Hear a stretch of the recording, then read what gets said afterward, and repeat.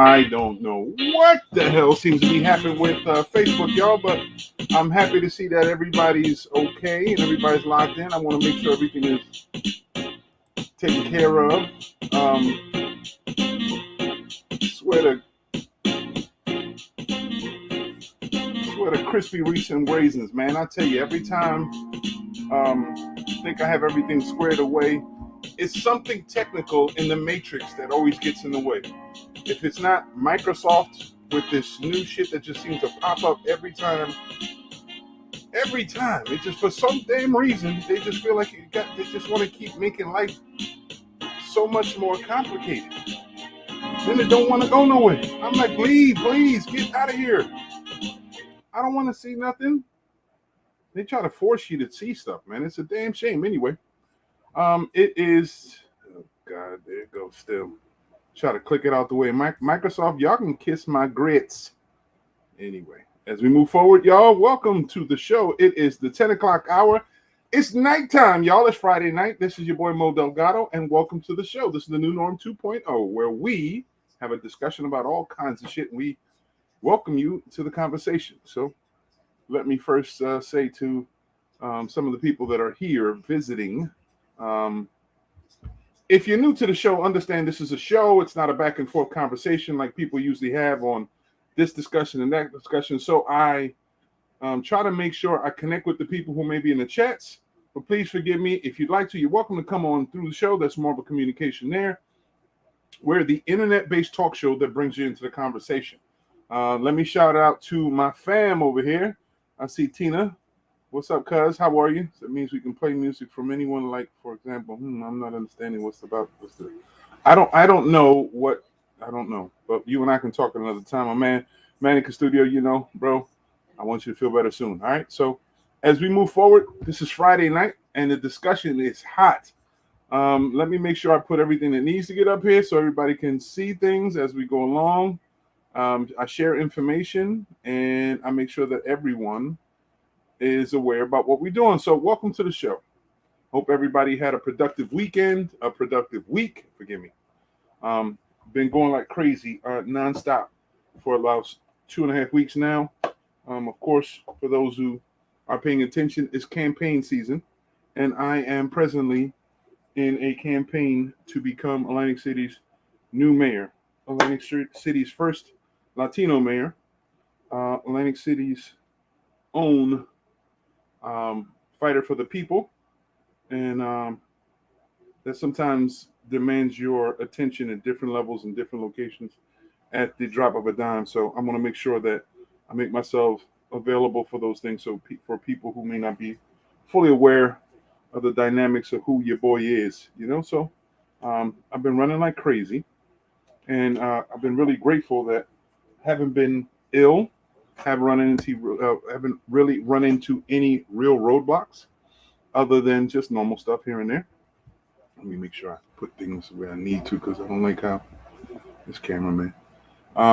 So as we move forward, I just want to bring things into perspective. I see my nephew's on. What's up, Neff? Folks, if you're interested in coming on the show, all you got to do is look on the side of the chat, let me know, and I'll send you a link, and you're welcome to come on. Now, there's options if you'd like. You can come on the show with the full video and sound, and or you can just come on with the sound. Either which way, you're welcome to come on and share the discussion. Let's talk about some things in the news. Now, most importantly, the discussion that is going on consistently right now is about the Republicans versus the Democrats and their feud going on right now. That seems to be stalling the infrastructure bill, the human infrastructure bill. Not long ago, Congress had passed the infrastructure bill that gave money to the infrastructure as we know it. In other words, roads, bridges, transportation, including airlines, and those factions where people can transport themselves, bus, those things. Funding is there, it's available. That's why in your municipalities, you may see some changes as far as the streets are concerned, some uplifting, except for here in Atlantic City, because boy, the state got us by the nuts, and this guy trying to play Superman like he's, got everything in check and ain't got shit in check. Anyway, but that's another story. As we move forward, the infrastructure bill is now being discussed. One of the biggest problems that we have as far as the infrastructure bill, it seems to be the whopping price tag, 3.2 billion, no, trillion, correction, $3.2 trillion. It's hard for me to get those words out. It's such a large number that I'm not accustomed to saying those things. So $3.2 trillion. Now, some conservative progressives, I know it's hard for some people to recognize and understand conservative progressives. In other words, they're Democrats only because there's a majority of Democrats in their districts, but they would be Republican any otherwise. So some conservative progressives have been on the side of saying we can tone it down to $1.2 trillion and it'd be good. And there's a lot of discussion involved in that because in those bills, you have things like community policing, employment and training programs, educational substructures like making sure that universal pre-K is available to everyone. Some additional assistance to human beings who may be in assistance and or in need, supplemental health, education, SNAP programs, all those things in the human infrastructure. So that's why it's a big bill. And as Congress always does, puts everything, the kitchen sink, the shit that you got in your closet, everything under one package and tries to funnel it down Congress so, things can get passed.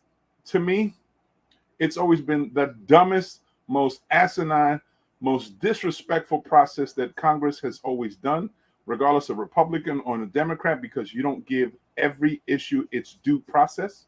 So they try to slide things through that make no goddamn sense, like the bridge to nowhere from Alaska, where there was some funds sent out to Alaska to build a supposed bridge to go over to Russia. What in the good darn grits? Folks just don't think, and the stupid shit to be had, and Congress sends it around like crazy. So that's what we're holding up. That $4.2 trillion bill is being held up. President Biden is confident that the Democrats will have this bill pushed, and then it'll slowly meet the necessary votes to pass. In addition to the debt ceiling was just raised. Were we worried? Nah. It seems to be every year we have the same issue. The Republicans are fearful of the debt. They don't want to agree to the debt being increased. And then bills are questioned and people's paychecks are questioned. But as long as the government budget is tied into salaries for these congressmen, it's never to worry about because they're never going to shut down the government. There's too many provisions to ensure that they keep their high salaries and keep their those amenities that they get, like great feeding, the commissary or their kitchen stocked with all kinds of high grade food, their gyms, their gym memberships, all those things are included in this package for them to be your voice in the in Congress and the Senate. So they're never gonna not pass it. So again, that's the discussion that just recently took place. Hurrah! Yeah, you're gonna pay yourself anyway. Move on forward. Excuse me. Now, additional discussions are being had right now about immigration. Immigration is a big, big concern these past, I'd say, year or so, nearly 2 years now. The problem that we're having as far as immigration is this thing they call, if I want to say it properly, I think it's Title 42. I think that's the title. Title 42 gives the federal government abilities to add additional breaks to anyone coming up from the southern border with the guise of potential pandemic or the COVID scare of the pandemic creeping into the United States from the southern borders. Now, we know recently one of the biggest issues that we see the world has faced is the atrocities that have happened in Haiti. Haiti has suffered like no other country apparently on this side of the planet. Earthquakes, hurricanes, financial ruin, a coup d'etat, all those things, and people are fleeing from that island country. I'm still asking the question. They're fleeing that island country, but they're sitting adjacent to another island country where they're not fleeing at all. It doesn't seem like they're fleeing. My brothers and sisters in the Dominican Republic seem to be okay, which I'm thankful to God that that's the case, but I'm trying to figure out how one side of the island goes to the hell, but the other side of the island doesn't. I don't know. I have to get more clarity about that, honestly. But as we move forward, that's the concern. Right now, there's about 800,000 Haitianos coming from South America who chose to go the route of South America to try to find some refuge. And now they seem to be moving up towards the United States border. The underlying scheme of all this stuff is the Department of Agriculture is trying to make inroads to give them an opportunity to come into the United States so they can utilize them for labor. So they can put them into places where the Mexicans and the other people from Central America who were known as being experts in agriculture and worked the farms every season that benefited not only the U.S. but the world. And they're no longer given that opportunity because of, I would say, bigotry, racism from the last administration to what we got going on now. And now since we got Haitianos going on, America is going berserk. Oh my God, God forbid you let these people come in. Why is that? Why is that? They're human beings. Shouldn't they be allowed the same opportunities as everyone else who's trying to come into the United States? I've never seen anyone come on and find that type of hardship or barriers who may be coming from, let's just say, Europe, who's coming from, let's just say, the Balkan states. I don't know. It's one of those type of things that you have to really take in consideration. But either which way, truth of the matter is that people are trying to come to the United States looking for refuge because the place that they they call home is no longer safe. So it's things that we have to consider. Is COVID a factor? Hell yeah. COVID is a factor like everything else is a factor. But I don't see people being screened so much about COVID with individuals coming from Afghanistan. I haven't heard it. Have you? I haven't heard anything. And I know Afghanistan had Afghani people came in, I think it was about a good 80,000 people that recently came in, if not 100,000 people, were allowed by the federal government to come in and seek refuge in the United States. As I said, I don't think there was a concern to COVID-19 with those individuals. And I pray that there isn't a concern for whoever it is that lands in our country looking for refuge, because I still hold on to the concept that America, welcomes it's the home of the brave, and it welcomes your huddled masses yearning to be free. That's the tone, or that's the concept that we've been promoting for years. So why the hell is there a remix and nobody told us? I don't know. But let me welcome my brother Adrian. How are you, brother? Oh man. What's up, brethren? Preaching to the choir, huh? Yeah, man. You know how it is. But as we go on, it's the same old nonsense, and we're having the same discussion about immigration issues, because immigration seems to be a big hot topic. People fearing the concept of COVID-19. Oh my God, the boogeyman coming in through these Haitian brothers and sisters that are looking for refuge. I don't know. Still not the same thing when you had people coming from Afghanistan, huh? Exactly, because remember, when it comes south of the border, they are illegal aliens. But but the name changes when it comes from north of the border. Hell yeah. It came from political asylum to illegal migration. Exactly. Totally different. Totally different. I'm trying to figure out where, though. There's only one difference that I see always, and it's always what's quite relevant, which is the complexion.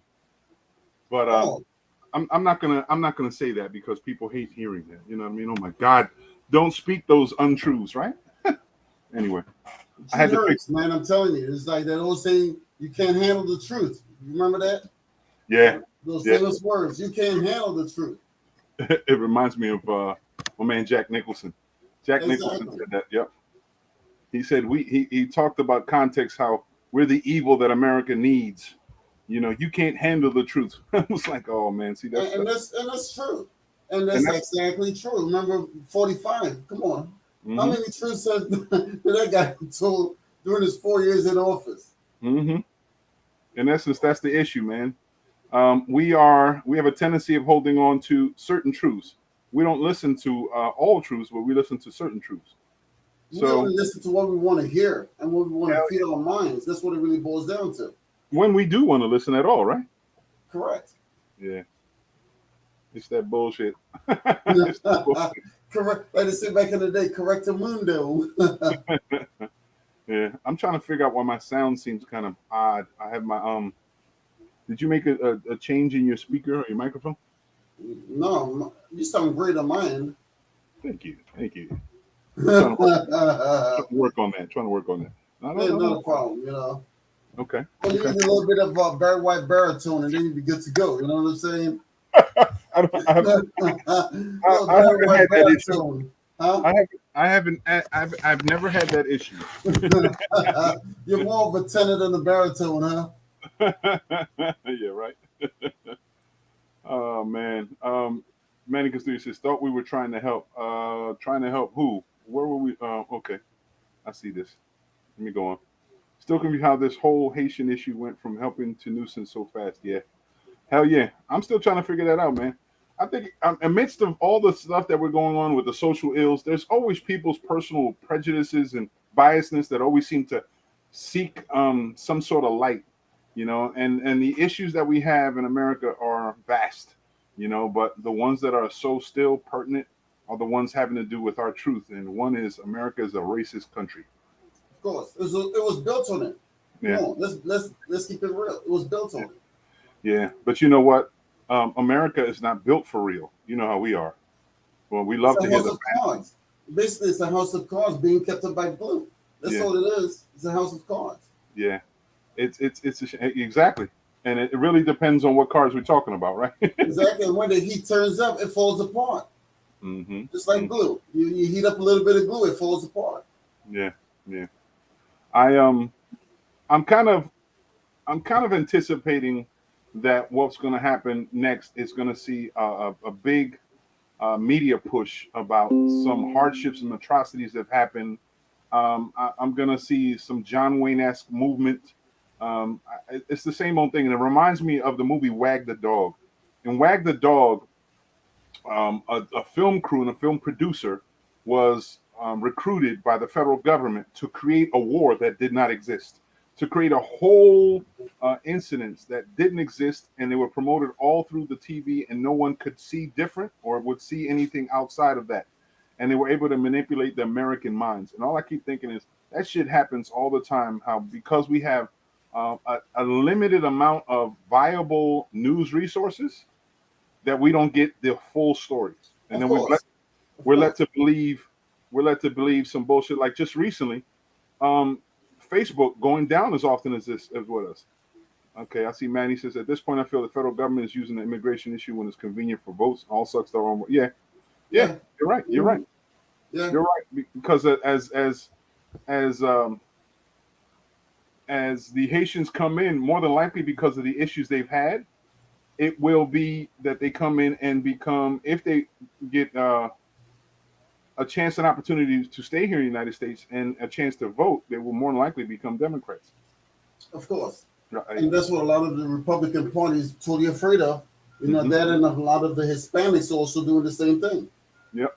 But you know who also is scared of it? The status quo and the Democrats.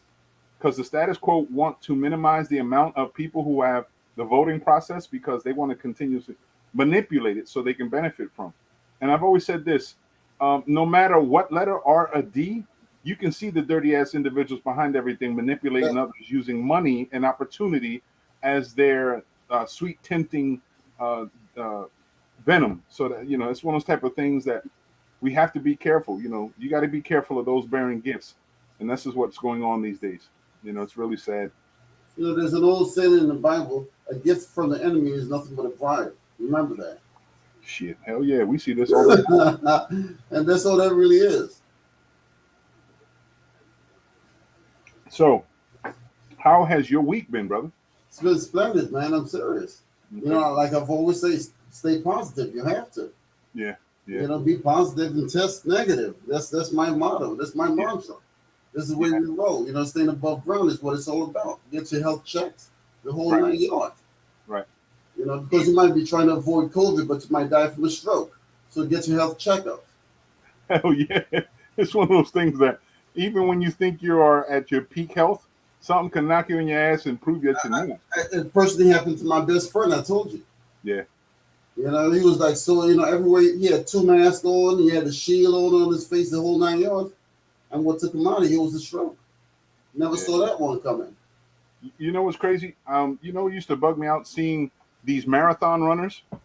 marathon runners, they always appear to be very healthy. Forgive me as I'm doing this. Anybody out there looking at this, I'm trying to adjust the camera. I got one of these cameras that don't make it necessarily easy. But watching these marathon runners and these healthy individuals who appear to be healthy drop down and die from heart attacks and different things. I lost another friend of mine that way. Craziest thing, man. He passed away, and you know, it was on the St. Patrick's Day on the boardwalk when they had that marathon jogging on the boardwalk. Mm-hmm. And I've seen this guy in Pleasantville over and over jogging and running. I'm like, dude, it's hot as hell. It's 90 out here. Imagine the humidity. And you're jogging down here. He's like, well, I'm from Jamaica. You know, I'm used to this. Yeah. You know, the heat doesn't bother me. And he was on the boardwalk, and what happened?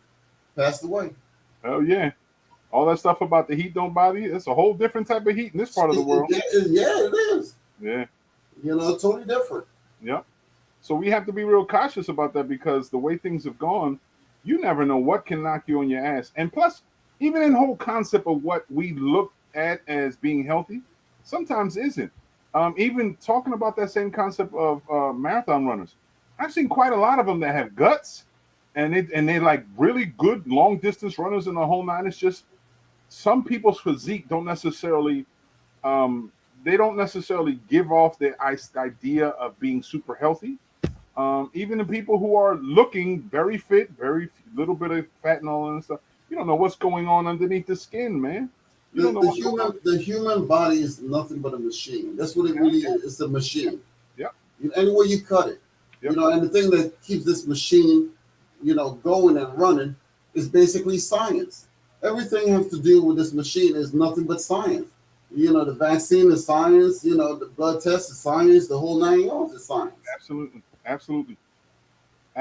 And that's why, as we've always been promoting, you got to make sure you take care of your health the best way possible. You know how your body works, but the best way to do so is to make sure you get an expert to give you an opinion. Right now, there's so much discussion about the COVID-19 and the vaccines, and now this new one pill wonder that Johnson & Johnson has now Merck. Huh? Merck did it.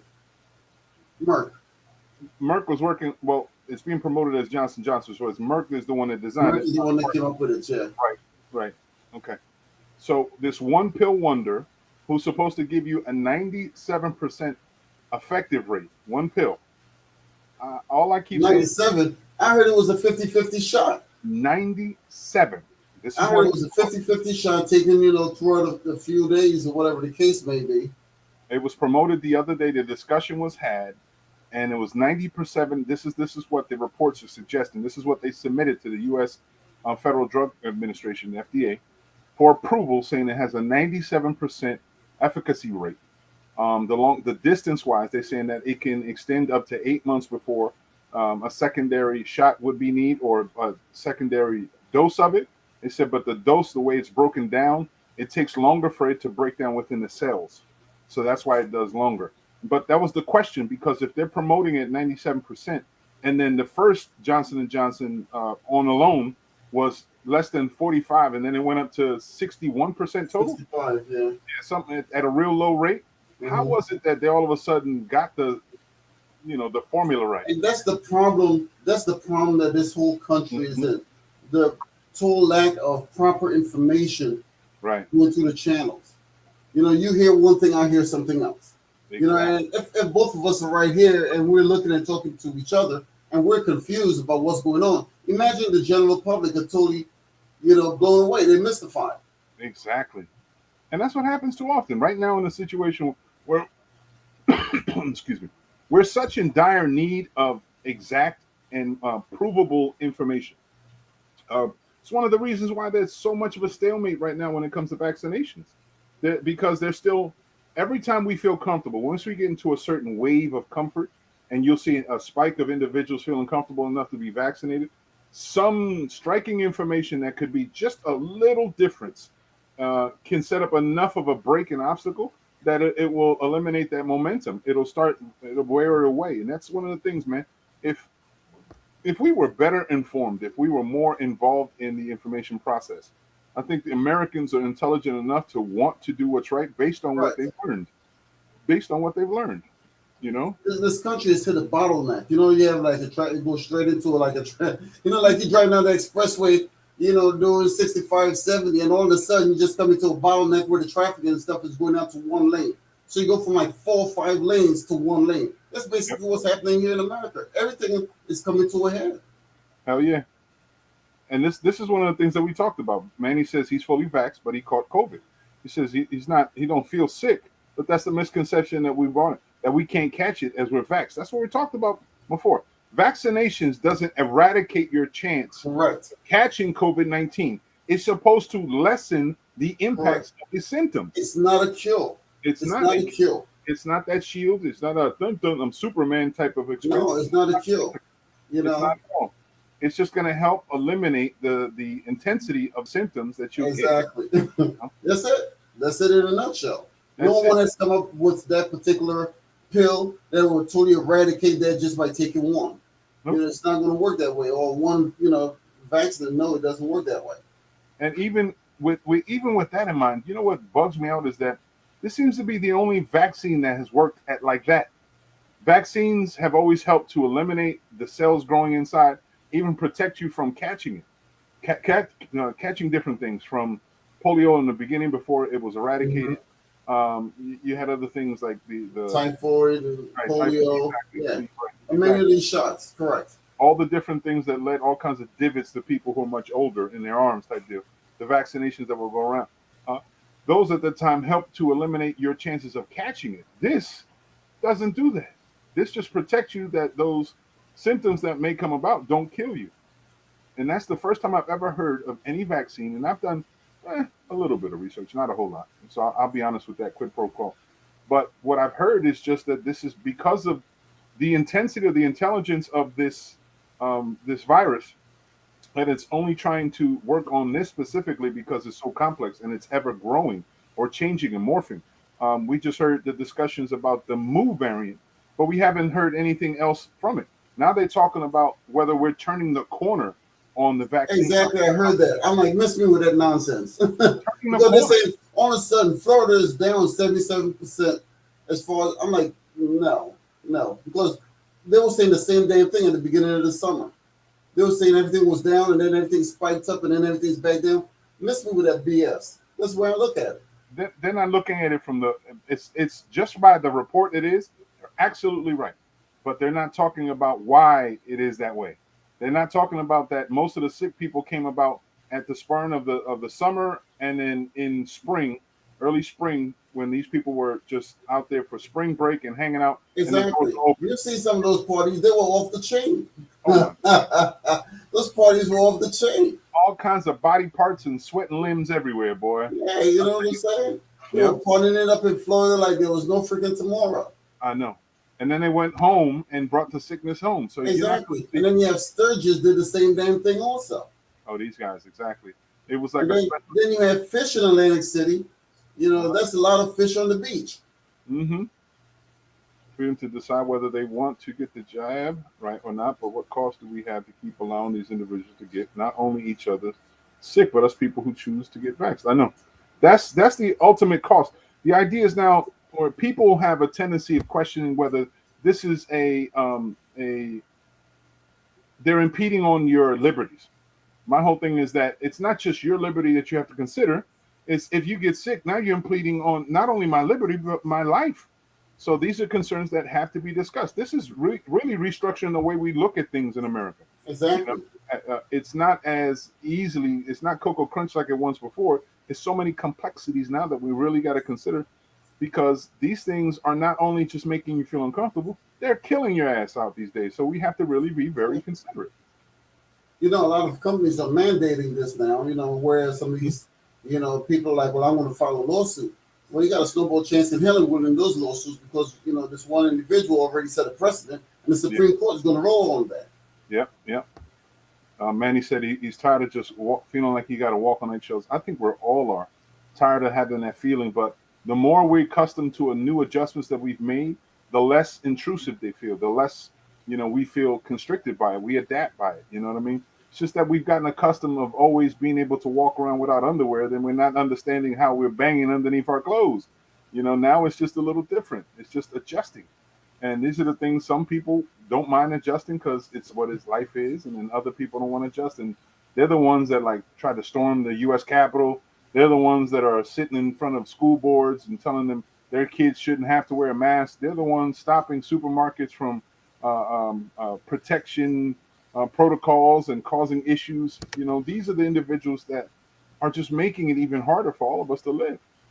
You know, I think we just recently saw something again where this band-aid of individuals in Florida, the same thing, causing issues throughout the state, trying to eliminate the mandate that the government, even much so that the state Supreme Court came in and basically solidified that whole concept. That mandate is to save lives, not to take your liberties, but to save lives. Exactly. So we'll That's see why how it's in the community, because we're all in this together. That's the bottom line. You know, when you get vaccinated, you're like saying, okay, I care about my family members getting sick or me passing it on to them. Because how would you know if you're asymptomatic and then you pass it on to other family members and then they ended up being, you know, severely ill? You know, how would you feel? You feel like crap. That's just the bottom line. So you're not basically doing it for yourself. You're doing it for the loved ones in your life. And that's what it's really all about. Absolutely. Absolutely. I'll tell you, it's one of those things that, like everything in life, man, it just takes a little bit of adjustment. You got to look at it. The perspective has to be wider. You know, you see all kinds of debates like that in municipalities and different areas where you have individuals who don't have children. So their concerns are, why do I have to pay for everybody else's children? Same thing like renters versus owners. Owners are saying, well, I'm paying taxes, so why don't I get listened to then more than the people who pay rent? Not thinking that it's somewhat in the middle. They equate, because renters have to pay for the mortgage of the people who own the properties anyway. Exactly. So exactly. they, you know, so that argument is totally mute, to tell you the truth. Exactly. So there's a balance that we seem to be lacking, Correct. and that everyone's always feeling like their side is always right. You know, but I guess this is part of the dialogue as we move on, man. COVID is, like I said, COVID is something that we've been talking about for nearly 2 years now, man, and it ain't going anywhere. You know what I mean? It's really about how we adjust to it. You know what I mean? Yes. We adjust to it. Manny's just bringing up a point that makes absolute sense right now. Says the issue of our children. I mean, it's hard to get 5-year-olds such as my daughter vaxxed. At the same time, if I don't get her vax, she's at risk. So parents, it's just hard to make that choice. Very much so. And this is something that we were saying in the very, very beginning, when they were saying that children didn't have to get vaccinated because they were so easily being able to bounce back. It just didn't make sense to me. In the very, very beginning, looking at this whole scope, is why weren't they vaccinating children? Why weren't they vaccinating the healthy young adults? They were just striking senior citizens first, and then certain groupings of individuals. It just didn't make sense. Because they did not. It can't make much sense if they don't even know what was happening. You see, they've never encountered any situation like this before in their lives, because the last one was back in 1918, and a lot of us weren't around during that time.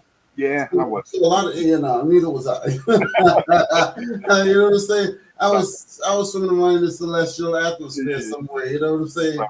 But at the bottom line, so these guys didn't really know what was happening. So they were just throwing enough things at the wall, hoping that it would stick and people would believe them because they're so-called experts. Then when people started questioning some of these experts and the professionals, then everything started narrowing down. Now you see the conflict of interest and the conflicts that was going on with the information that they were providing to the general public. Yep. And it's really disheartening when you see so much emphasis being made on the vaccines and positivities and negativities, and you're not thinking about those populations that aren't necessarily as protected. You know, you have a small, poor, the impoverished communities throughout the nation, and their children trying to go to school, and they were depending heavily on the systems to make sure that they're okay. And all of a sudden, here comes the vaccine, potentially taking these children's lives. It's a terroristic threat. It's a shame how the whole concept makes people shudder. And then with children being now at risk, it's a really terrible thing, man. It's extremely. But Mo, you have to really look at the big scheme of things also, because some of these governors are also encouraging that type of behavior. Mm-hmm. You see what I'm saying? And the governors running the state. Look at Texas. Look at what's going on in Florida. And some of these guys are promoting, the dingbat chick, in South Dakota. Right. They're promoting the nonsense. Yeah. You know, but at the same time, those jokers and their families more than likely are already vaccinated, so they can get flying rat's ass about anything. Yep. You know, I remember that when vaccines were made available, that the state of New Jersey made it available to public officials here in Atlantic City. All this happened before the general public had a chance to do so.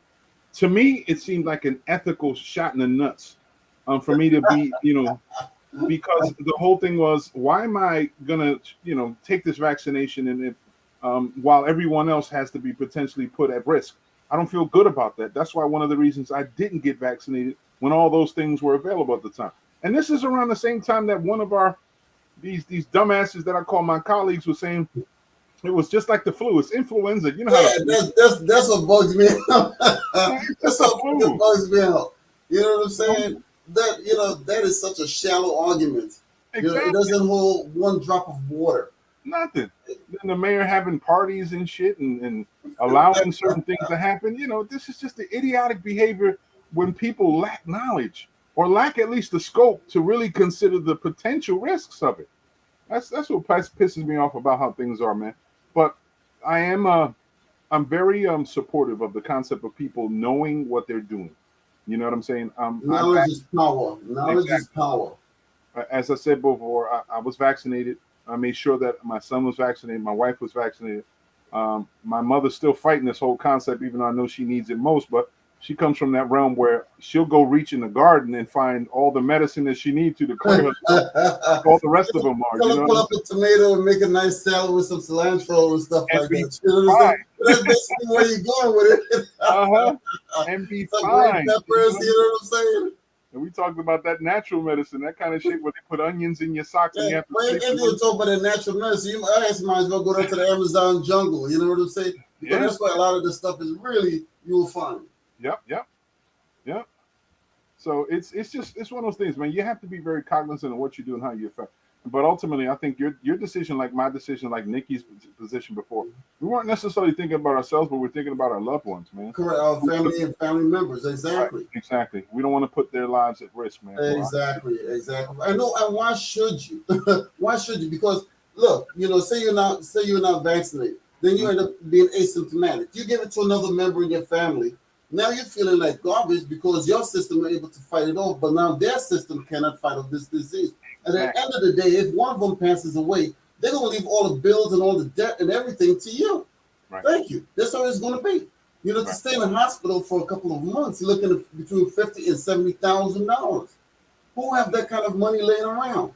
And the insurance company is going to eventually, they're going to come out and they're going to say the same damn thing. If you don't get vaccinated, you're going to increase your insurance. Yeah.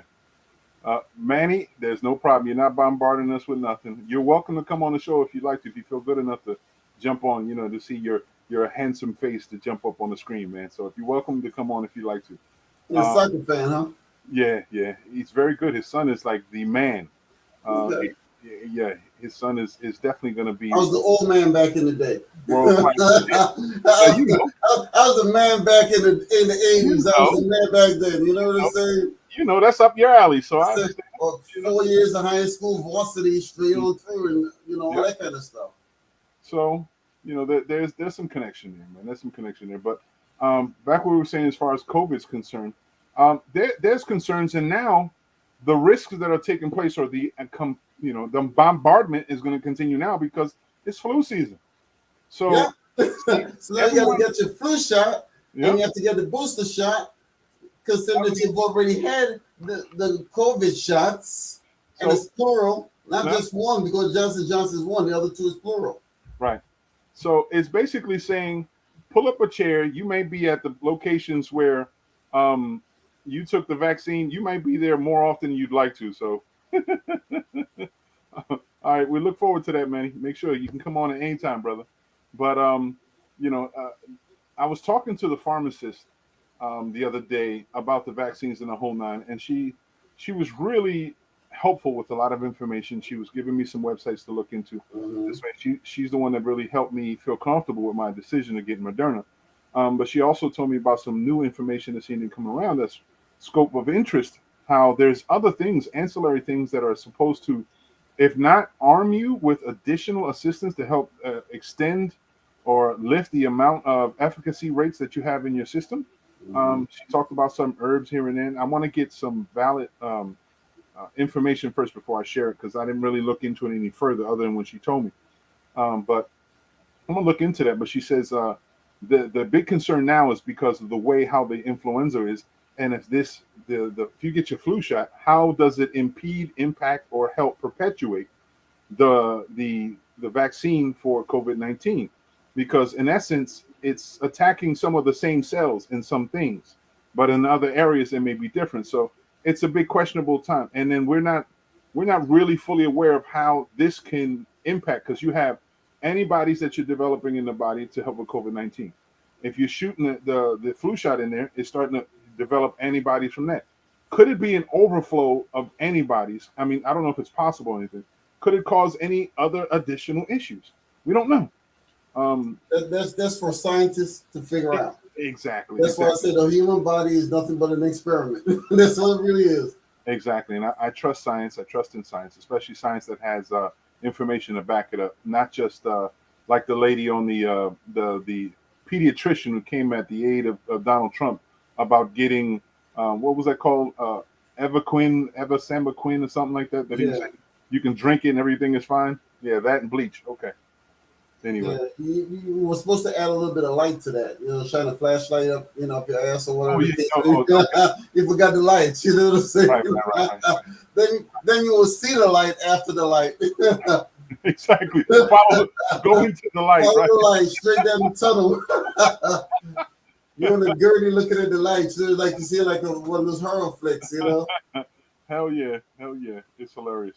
But that's COVID-19, man. It's just a risk, but it's a thing that's still going to continue. Just do what you can to protect yourself, man.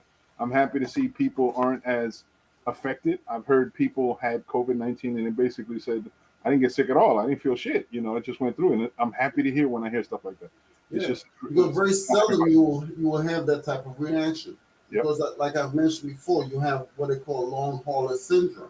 Mm-hmm. Whereas you have a little bit of dizziness and fog, considering that you beat this virus. Yeah. The virus is going to leave a mark on you saying, remember me from the past. That's what it's going to do moving forward. That's what it does. And to use computer terms, it's like it left cookies in your cache saying, "You'll be back." They'll leave your cookies, and so that cookies might make you diabetic. I said, I'm gonna be back, and every time I come back, I'm gonna chip away at you. So that's the ultimate truth, is that it's chipping away piece by piece to your immune system. As the environment also chips away at your immune system, keep on putting them damn Doritos in your system and drinking Pepsis and see how the hell that gets you. Yeah. So it's a reminder that we have to bring balance into our lives and focus more so on the enrichment, the elements of good food that we need to really focus on, the real stuff, not the shit that you can order. But you remember, Mo, the real food costs more money than and that's another problem. Economics. I've been saying that for a while. Economics. You can spend $13. You have to spend $13 to get a pretty good salad. But you can get a burger and French fries for $1.50. Or you get 2 for $6. Yeah. You know what I'm saying? Yep. Manny said he just got a little bit of a cold little shakes. When I had I got the vaccine, my biggest issue is that my body fights, and when it fights hard. So I catch the fever, and that's it. It just and for many years my immune system wasn't as strong, so I'd have to fight in different levels to make sure I was good. So it sort of like gave me a fever, and I was really pissed off about it. This time I think I made a joke about it. It made my body shiver so much that I had back problems. I had all kinds of physical problems. It hurt. My sinuses were swollen and hurt for a couple of days. It put me through it, but it's like, look, that's how my body is, unfortunately. That's why I try to stay away from any kind of sickness. And now say again, one of the good things about this pandemic is because of what they're telling us to do has kept me from being sick. Yeah. You're not touching people's hands. You're not as sick. And the thing about it is because, I ain't mad at it, because sometimes, some of these people, have, total halitosis. And then they're talking right up in your face, You know, so with the mask on, I'm cool. You know what I'm saying? It's the H people that get on your nerves. What? Where yeah, are you exactly. going? The heavy pronunciation of certain words. Everything starts with an H and everything's extra hard. Where are you going? You know? How are you getting? Yo, back up with that shit. Yeah, exactly. And not to mention, it cut down on the flu also, because a lot of people now, you know, blowing those extra, you know, breath on other people, those particles flying through the air with the greatest of ease. Yep. It changed the world, man. And for certain things, it made it, kind of suck. Other things is like, oh well, what else is new? Oh well. Well, there's something that's happening also, because right now a lot of the ports, like we mentioned last week, are in total crisis. It says it's in crisis mode right now. We have like 87 plus ships off the coast of California waiting to dock. Man, so I don't know Christmas is going to be very, very expensive, and if you better go get a GI Joe with a Kung Fu grip ahead of time if you can get it. Yeah, I tell you what, I don't know if you noticed, but the oil, the crude oil spill that's going on in the coast of Mexico. Correct. They just did an aerial view of it, and there's hundreds of boats, hundreds of cargo ships that are docked out in the middle of the ocean. And they say one of the issues that had caused this oil spill is because of the anchors coming off these ships. And if you see the over thing, it's incredible. It's like looking up the street and you see another cargo ship that has about 1,000 cargo boxes on the whole nine. Right. And there's hundreds of them up in the Gulf. I'm like, this right here is a dilemma. Because it is a dilemma. It's a shame how there's a lack of manpower to help cycle all this stuff that Americans need to come in. What the fuck is the problem with all these individuals who are unemployed all over the nation? Yo, it should be a national crisis being pushed into it. Like at one time, there used to be this thing called the New Deal, right? I think it was Teddy Roosevelt had kicked in. It was Teddy Roosevelt. Right. Teddy Roosevelt had kicked in the New Deal. In the New Deal, the Great Depression. Mm-hmm. He to help out with the New Deal, what he did was hired everyone who was unemployed and hired by the federal government to do all the infrastructure work. He paid everyone from the federal government. And what they did was enable employment nationwide at grand scales and got so much done. Through the New Deal, you had, was it 60% of the trains, the railway systems were redone, renovated. Right, exactly. Not only that, but they also planted a substantial amount of trees. Because they knew for a fact with all of the gases that's being released into the air, the same thing, you have to plant a substantial amount of trees that breathe in carbon dioxide and breathe and pushes out oxygen. So it was also based on science also. Yep. So it's like it's one of those type of things. Like you see Alicia Ocasio-Cortez pushing the New Deal, right? The new Green Deal. And there's elements of there that the Republicans, the conservatives don't want any parts of it. That hit right on the nose of the stuff that we're talking about right now. Utilizing the mass manpower that's now readily available, using these federal funds to manipulate and to be able to generate all this mobility using these individuals to get this shit done.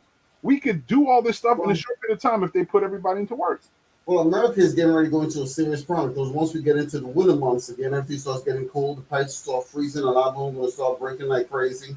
Even in Atlantic City, because remember, Trump plants stood there for a number of years. What happened to a lot of the pipes in that building? A lot of the pipes started, bursting, the water spewing out all over the damn place. The same thing with the Hilton, a lot of these places, the pipes, the underground system, all of these things they're over 50 plus years old. Yep. If you don't maintain it, you're going to have to replace it. That's just the way it is. Yep. And a lot of the infrastructure here in the States, in America, they haven't been, maintained. It has time for it to be replaced. New Jersey has the most antiquated infrastructure, I think, more than any other nation, any other state in the nation, in the whole union. And some of it because the proximity we are to a larger metropolis, that there's so much activity going on that we lose track of things. That was one of the things that was discussed about the rail system that was trying to be negotiated between New York and New Jersey when Christie was in office. Exactly. Remember, they was trying to rebuild the whole tunnel system, so we'll have an additional track or transportation. So you'll have Christie screwed that one up. Yep. a rail system. There was supposed to be a double-sized rail system. Told them I don't want their money. Told the federal government, I don't want your money. Hundreds of billions of dollars, and then the assholes at the state didn't take that money back. How the hell do you give it up? Oh, he sold us out. Some of these guys are living under a rock. Yeah, they are. And that's the bottom line. They're living under a freaking rock, and there's and it hurts everyone. Because the first person that actually gets injured based on something that should have been fixed a long time ago, the government is going to be sued. How's that going to help? It's going to take more money out of the government. Well, we don't know if it's going to be applicable because the way they've managed to take over the Supreme Court, we don't know if they'll ever be involved in a lawsuit against the federal government. Well, that's one of the main reasons why, a lot of people were saying, Joe Biden, oh, God bless his heart. And the bottom line is, Trump stacked the court with all of these guys on there. He should have started removing some of these bad boys that's up for retirement, get them out of there. That's why I say I am not opposed to the idea of putting more people in the Supreme Court. So there's either you add more or you take away. It's simple math, either addition or subtraction. Yeah, that's just the bottom line. I think it just makes sense, man. To me, it would look appropriate if we had one Supreme Court justice for every state in the union, because it at least represents the states equally. And they could defend and talk about different things dealing from the states, and at least we have fair representation. If we have representation in every arm of the government except for the justice system, why is it that we can't have equal fair share of voice in the justice system? Just doesn't make sense to me. But anyway, then it makes that equal justice under law. We all know that's just mere words. Yeah, that's some bullshit. That's it. That's written on the Supreme Court, believe it or not. Yep, that's some bullshit. That's some bullshit. But and you saw just recently with all this discussion about reopening the Supreme Court and going back to the thing, who caught the COVID-19? the one guy in the background that was fighting against masks and shit, talking about how it's not a good idea for masking the whole night. Is it karma a bitch or what? Exactly, karma is definitely a bitch, man. But in speaking of that, I wanted to touch base about something. You see how Gavin Newsom won his bid? They tried to take him out of office because of all this stuff. He handed an ass whipping, another ass whipping. Good one for Gavin. Yeah, getting stuff done. I like his tenacity, and I like what he's done for the Californians, man. He showed him how to body slam. That's exactly what he did. He showed him how to body slam. Yeah. All right, Manny, you're writing a book, bro. Let me. Yeah, exactly, man. Let him know it's a 2-hour show. Basic crop growth. Also get his kids interested in microbiology, understand vaccines, all sort of messages. So he needs to stop pushing athletes, not pushing out academics. See more people at youth football games and graduation. Absolutely. That is a cultural issue that we have in America. We're better athletes than we are intelligent human beings, it seems. And we seem to be okay instead of having balance. Because there's individuals who are athletes, professional athletes included, that are brilliant. I mean, we have like plus degrees individuals who have master's degrees and PhDs in microbiology, astrophysics, and things like this, and they still into professional sports. But it's not getting pushed, at least as far as the school with youth and kids. And that's one thing. Many says, I told you I'll have time. Apparently, he just wrote that last paragraph. Apparently, exactly. And quick fingers, man. You know your fingers are that. Yeah, exactly. You know what I'm saying? Man, bro. Unless he has one of those talk to text type deals, you know what I'm saying? You just talk into it and it text, types it out for you. It's all those years being a mastermind behind lights and sound. He's already got this stuff. So, let me ask you a question. Do you watch comedy specials? Not particularly. I like comedy, but I haven't, Okay. I wanted to ask you if you your opinion on Dave Chappelle. Dave Chappelle just he released a show on Netflix called The Closer. And there's a lot of controversy on The Closer. I'm not going to do any spoilers, but I will say this. He reminds everybody on the show that he's going to go all in. He's going to go hard in the paint, and he's going to go all in. And people are being shocked. All over the national press, they're being shocked. Oh, my God. Twitter's trying to cancel him the whole nine. And he said on the show, I don't give a damn of what Twitter does. Twitter's not a place. It doesn't matter. And if you didn't get a chance to see it, I implore you, check it out. It's very informative. It's quite emotional, but at the same point in time, it's enlightening at times and funny. But it will offend people. It will offend a lot of people. If you take it for what it is, just comedy, you'll be okay. Yeah. I remember like Chris Rock, he did stand up on the stage, that was really funny, but it was definitely serious, a few years ago. And prior to that was Eddie Murphy and Raw. I remember when that first came out, instead of, I don't know if you remember that. Yeah, of course. Yeah. With the purple suit. Yeah. Mm-hmm. Yeah, exactly. So, with Dave Chappelle, I'm not surprised there, but I'll check into it, Yeah. I was pleasantly surprised. One of the things, I watched a documentary some time ago, says comedy, stand up, it's not a joke. There's no joke, something like that. And it talked the history about comedy and stand up comedy. And it basically talked about how it gave the commentary of the world, and it tried to give it in digestible chunks using comedy to do so.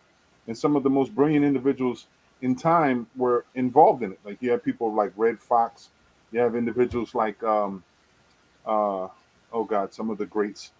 Okay, you're looking at Red Fox. I remember Bill Cosby was up in that ranking. You have Steve Harvey. You have. Oh no, we're talking about before. You want to go further back than that? Yeah, that's what we're talking about. Way back then. Richard Pryor. I mean, he was one of them back then. Phyllis Diller. We had individuals. Remember Flip Wilson? Flip Wilson. Definitely one of them. Yep. And it was just it was brilliant. And in that, it just talked about how they would touch up on specific critical issues, but they would deliver it in digestible chunks by little punchlines here and there. And it made you feel comfortable with that awkwardness that they brought, especially when it comes to racism. Like Richard Pryor was known to call white people's honkies and crackers and everything, and white people loved to hear it because of the way he delivered it. And the information that he it was more so something that was easily digestible. It's funny as hell. I still call you a cracker, still call you a honky and the whole nine, but the stories were inviting. You know what I mean? It was one of those type of things like, all right, you get it. Yeah, a lot of those shows back in the 70s were actually, you're looking at Good Times, you're looking at Sanford and Son, you're looking at the Bunkers. Some of these things were like crazy. I mean, the racism, it was just like, it was off the hook. That whole chain of shows was funny as hell, but I think a lot of people may have forgot how they were interlinked and what they were doing. They were pushing the national agenda to get people to understand about, race awareness and racism. Right, exactly. It wasn't promoting racism; it was working against it. Exactly. Like the Archie Bunker. Oh my God! Yeah, I know. That racist man. Some of the shit used to come out of his mouth. He was crazy as hell, man. I'm serious. Oh my God! And then little do you know, it was basically yeah. And it's sad because the shows that basically spurned out so much, I guess, comedy back then were also very controversial, and yeah, the genius behind a lot of those shows was Norman Lear. Right. That guy, produced a lot of those shows. It was a spin-off after another spin-off. You had the Bunkers, and then the spin-off was the Jeffersons, and so on and so on. Oh, and man, and the Jeffersons was funny. If people knew some of the backstories in Jeffersons, you'd be blown away. I had the pleasure of meeting the actor who played Michael on Good Times. Yeah, in Good Times. He is an elder in the community in Harlem, New York, and was in charge of a community center that worked with a lot of youth and arts. The brother was brilliant. He told me the backstory behind all that stuff, why you didn't see him in different things. He was blackballed. It was a lot of stuff because he was gay. It was a lot of stuff, but the stories he would tell me every time I see him were enlightening. How it didn't seem like it was so much controversy, but they were working against the current so much. Every chance they had every show they had to work against the current because there was someone always telling them they should be more white friendly. White people pay for this and so on and so forth. And they were like, no, let's tell the story the way it is. And it was just so many people who were involved in it. And at that time frame, I guess we were it's a pivotal time. But Archie and George was the best. Yeah, I agree with him. Yeah. But like Manny said, we're now facing 3 generations of people clashing, and that's crazy because you have us, you have millennials and Generation Z, and it's a clashing thing. I can't see what Generation Z sees funny. I don't get it. The comedy's not there. The millennials seem to be more complacent and concerned about getting their feelings hurt when we are, I guess, so raw. We don't, our feelings are not into it anyway. And that's a trip. And that's some of the point that Dave Chappelle was hitting. Like, you guys are not letting comedians be comedians. It's not serious. It's supposed to be comedy. And I'm like, in some instances, I hear you. Because some of these comedians, they take it there. And we're talking about all kinds of shit. The things that they say, oh man, some of the some of the other funny movies. I remember Uptown Saturday Night and Let's Do It Again with Bill Cosby and those guys. I mean, back then, if you sit down and watch that, you'd be laughing your ass off, no doubt. Car Wash was another good show also. Good movie. Mm-hmm.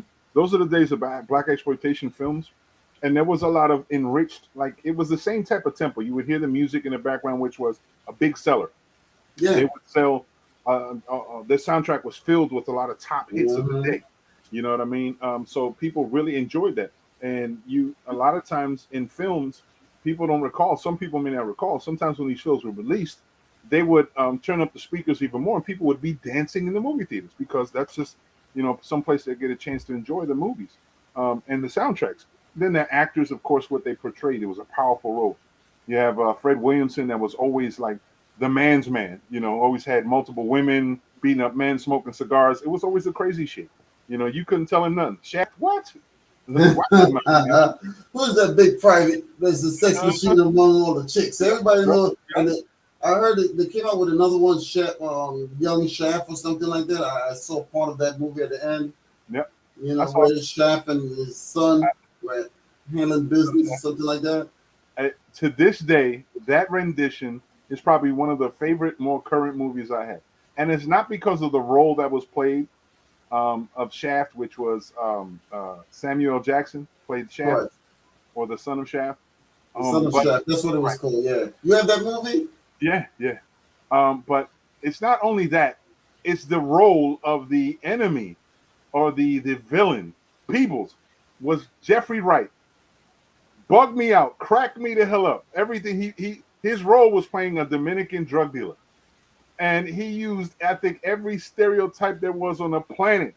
And his diction, everything else was sketchy as hell. It was so stereotypical, but it was hilarious. Hilarious. His name alone, Peoples. It was like, why they call you Peoples? Because everyone says they're your peoples and stuff. He said, yeah. How you know that? I was like, oh my god, Jeffrey Wright left a mark. I think it's iconic. It was hilarious. But that's just me, man. I look at it.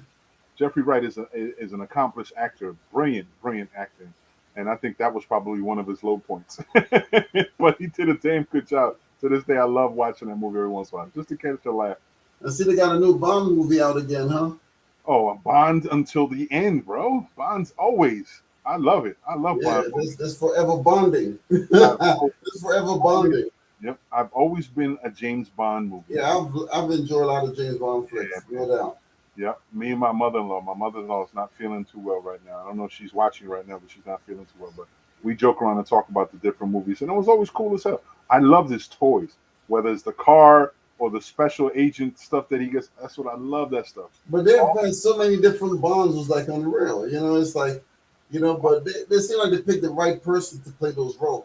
Yeah, this was probably the longest lasting Bond that they had. Before that was Sean Connery. God rest his soul. That's still one of my favorite actors in ever. And then you had oh God, what was his name? He just recently died. Anyway, but this guy, I can't remember his name. He's done really well. I think he made I think six Bond movies, and that's something, man. That's a lot. He's been kicking on these Bond movies like crazy, man. Yeah. And Manny's talking about. He said now they're just talking about a female Bond. I think they're trying to lean to that. I know that one time they were actually discussing having a black Bond, and they were thinking having Idris Elba, and Americans flew off the shelves. They're like, oh my God, they can't ever have a black Bond. But now they're considering a woman. Okay, well, we'll let a woman be. Yeah, but but let's take that, because remember Black Panther. Who had ever thought they would have a black superhero? But once Black Panther came out, the first upon its release, it made over $1 billion. Hell yeah! And Hollywood has never seen anything like that. They're like, whoa. I mean, we made hundreds of millions, but we never push $1 billion on the first opening. Then every one of them like, hey, Black Panther this, and no different. So once with that situation with Black Panther, a lot of the Hollywood, like Universal Studios, whatever the case may be, MGM, all of that kind of nonsense were run by predominantly all white men. Until Tyler Perry says, well, look, I'm going to build a studio here in Georgia, and it's going to be freaking unbelievable. And he blew each and every single one of those other studios out of the water. Mm-hmm. And he did a good job, and he's doing a good job. But yeah, I think that the times are changing when it comes to film, which is good. Like one of the big things that I celebrated recently was Spider-Man, when they introduced Miles Morales into the Spider Universe, and the fact it was just so wonderful to include a Latino kid coming from a poor community per se, and some of the idiosyncrasies that people are aware of in New York City, and being Latino, being Puerto Rican. Loved it. Miles Morales, it was such a great addition to Spider-Man, and the way they're actually in the process of making it live action, bringing Miles Morales into live action, man. It's really good. Even now with some of the comic book movies that are coming in, like Ms. Marvel, I mean, they're going to bring in a Eastern Asian, and you saw Shang-Chi. You had Asian Americans who were actually Asian, not white actors playing like they're Asian, and predominantly, and this was great. I salute Marvel Comics for doing this. Shang-Chi, the majority of their cast all of their cast was Asian, and all of the production crew that was working on it was Asian. And so it was wonderful, just like in Black Panther. You have what's it, Kroger, the brother from Oakland, who was the director. The director did a wonderful job, and he made sure that the majority of his cast and crew were African American. They did a wonderful job, man. Giving options and opportunities to people of color now is enriched films. It's really enriched films, man. It's really good. Like I know in India, in the greater market, Bollywood has been exclusively people from that realm, and now they're starting to expand into it. Like we saw Disney talk about Milan, and the way Mulan was introduced. It's really refreshing to see people's indigenous origins now being reflected on TV where it once wasn't, and it's really cool, man. I love it. I love it. I love seeing that stuff, man. I love seeing people's cultures. When I see Moana from Disney come up and they talking about the Hawaiian culture, Polynesian culture, I love it, man. I love that stuff. People being able to be proud of who they are, seeing people emulate who their culture is.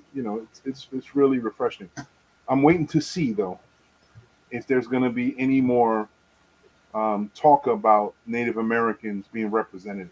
Because I know right now, I don't know if you've been paying attention, but the issue with that young lady that was found not long ago, she was missing, right. And they spent so much effort trying to find her. Right. And in that same state, there's over 100 Native American and Latino women who have been missing and abducted in the whole nine, and they haven't spent just a fraction of the same resources trying to find them. And it's really again. Yep. But that's it. But hold up, I think I missed it. Says Manny says that there's no Latino superhero. See what I did there? I said actually, there are more coming.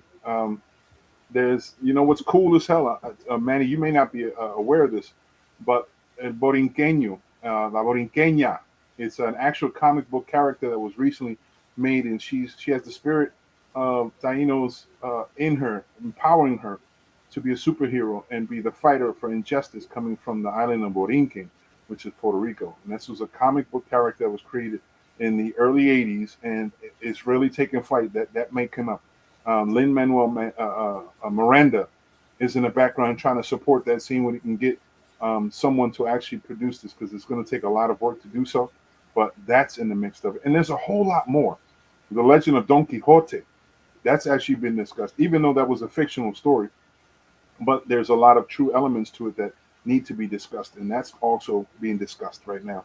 The true Lone Ranger, that's actually been discussed. African American man with his sidekick, who was a Native American slash Mexican. The true story is soon to be a live action film. So there's a lot of truth coming out to film. So it's just really depending. Go out there and spend that money in the movies, man, so they can keep making.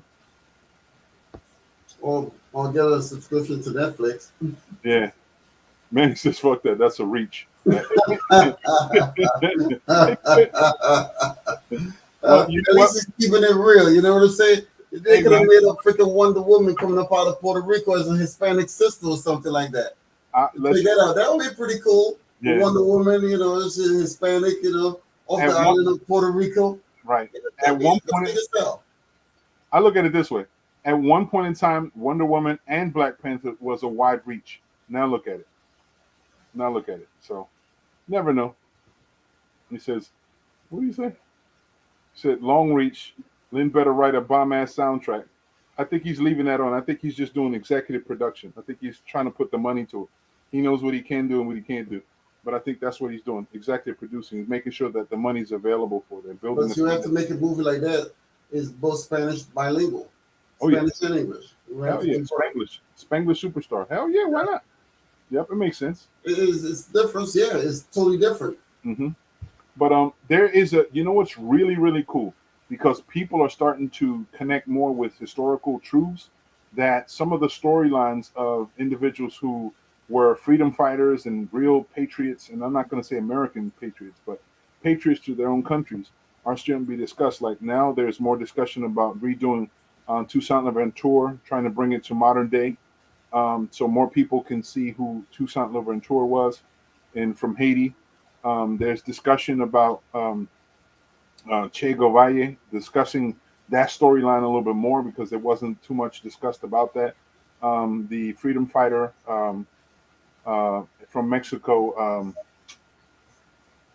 Actually, there's quite a few. There's a lady whose her storyline needs to be, and I don't want to chop it up. I just know that there's two freedom people who have worked tirelessly for the people of Mexican or Aslan to try to get justice, and they're talking about creating the storylines. So these are good things to do, man. I really enjoy that. And then there's other stories that need to be talked about. Like you saw Will Smith just talking about Serena and Venus's father. I think it's a good, inspiring story. You know what I mean? I'm trying to. Uh-oh. This is Oakle Boys. Theraflu starting to hit in, so I'll see you guys next time. All right, man. We'll talk to you, Manny. Hope you feel better, brother. Peace out as well. Yep. So I'm looking forward to seeing that film. You know what I'm saying, about Serena and Venus's dad. Is I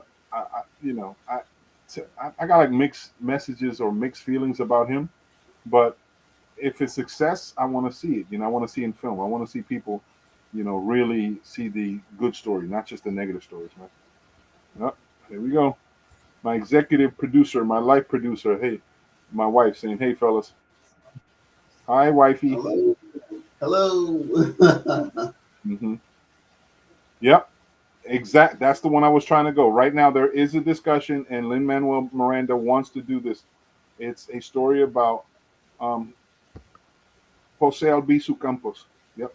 Very important freedom fighter from Puerto Rico, who helped establish not only the Puerto Rican flag as we know today, but fought the justice systems here in America and created a whole new platform of justice that created the establishment for the nation of Puerto Rico that just never really got executed.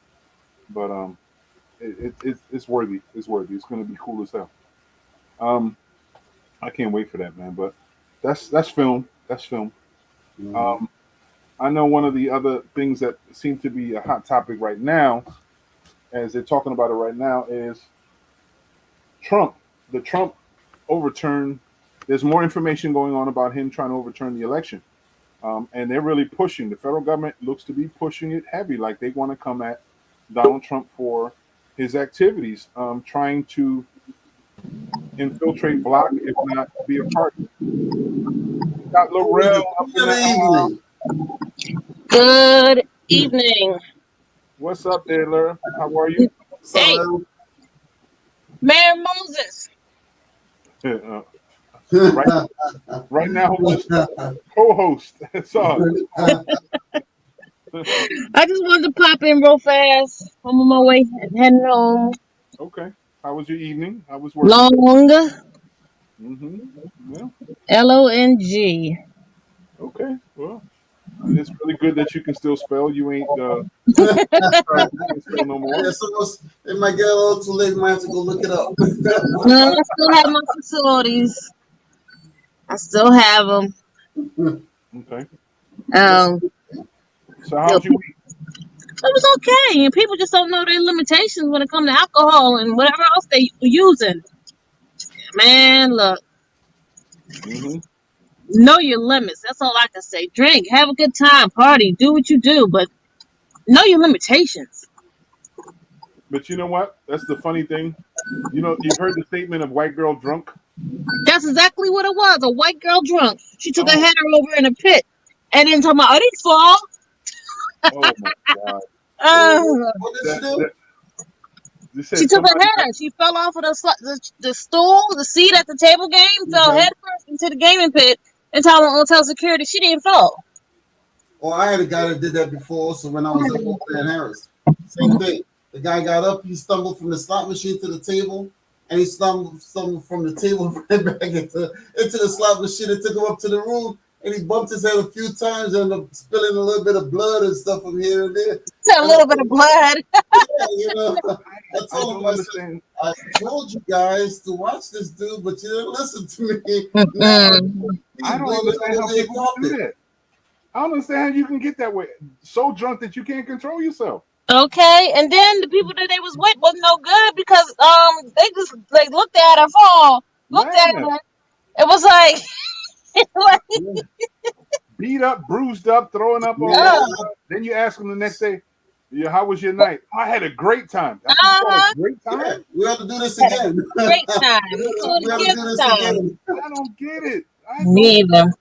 Hey, Mo, there's nothing to get. Just remember that I've been on the casino floor for many years, working security valet, and there's nothing to get at the end of the day. Nothing surprises me. You become so numb to a lot of the nonsense and the BS of a lot of those people. It's like unreal.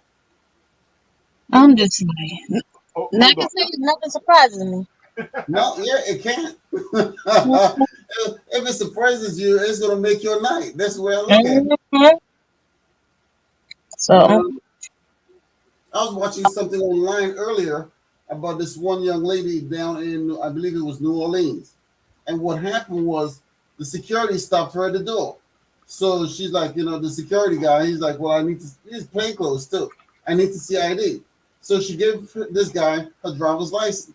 He says, this doesn't look like you on the driver's license. Do you have another form of ID? So then she gave him her military card. And then, she says she's the second lieutenant in the military. And the guy says, well, this also doesn't look like you either. So she gave him her vaccine card. And the guy was like, this is an unacceptable form of identification. So then the guy turns around and he's like, I think these identifications are fake. So I'm going to call the police. Call the police. He got on the phone to call the cops, but he never called the cops. So they waited at the door for 2 hours waiting for the cops to arrive, and it never showed up. A lot of them show up with that New York benefit card. That is not it might be a New York state ID, and it's acceptable as a form of ID. We're not here in Jersey, Jack. I need a passport, driver's license, military, foreign driver's license. You notice how many people really don't understand the process of identification because you have municipal, regional, and you have a state one. But you have federal IDs that go underneath it, and you don't recognize it. I don't know how many times I've been in this situation when I have asked for identification, and they'll get me a regional ID from Pennsylvania. And it's good in Philly. You're in Jersey now. It's not good enough. I used to flag people consistently when I was a bartender. For you. I was at the table, and I asked this one guy for his identification, his ID. He pulls out his police shield and put it on the table and say, I'm a cop. I said, that doesn't matter. You know what I'm saying? If you don't have any ID, I'm kicking you out of here. Because you need to have proper ID to be on the casino floor, period. Right. It's you see it, and then people, I guess the game, the shit that's really getting on my nerves right now is there's actually people trying to hustle to get these vaccine cards. Yeah. Well, here goes something for you. Because if you're found with one of the fake ID cards, you're going to do some time because it's the federal government and the cops and the FBI. These guys take that shit very, very seriously. Yep. This one girl that found out, I think she's going to do about a year in prison or whatever the case may be, a heavy fine. They're not joking with that. Right. So if anybody's considering it, I strongly suggest that you reconsider and don't do it. Okay.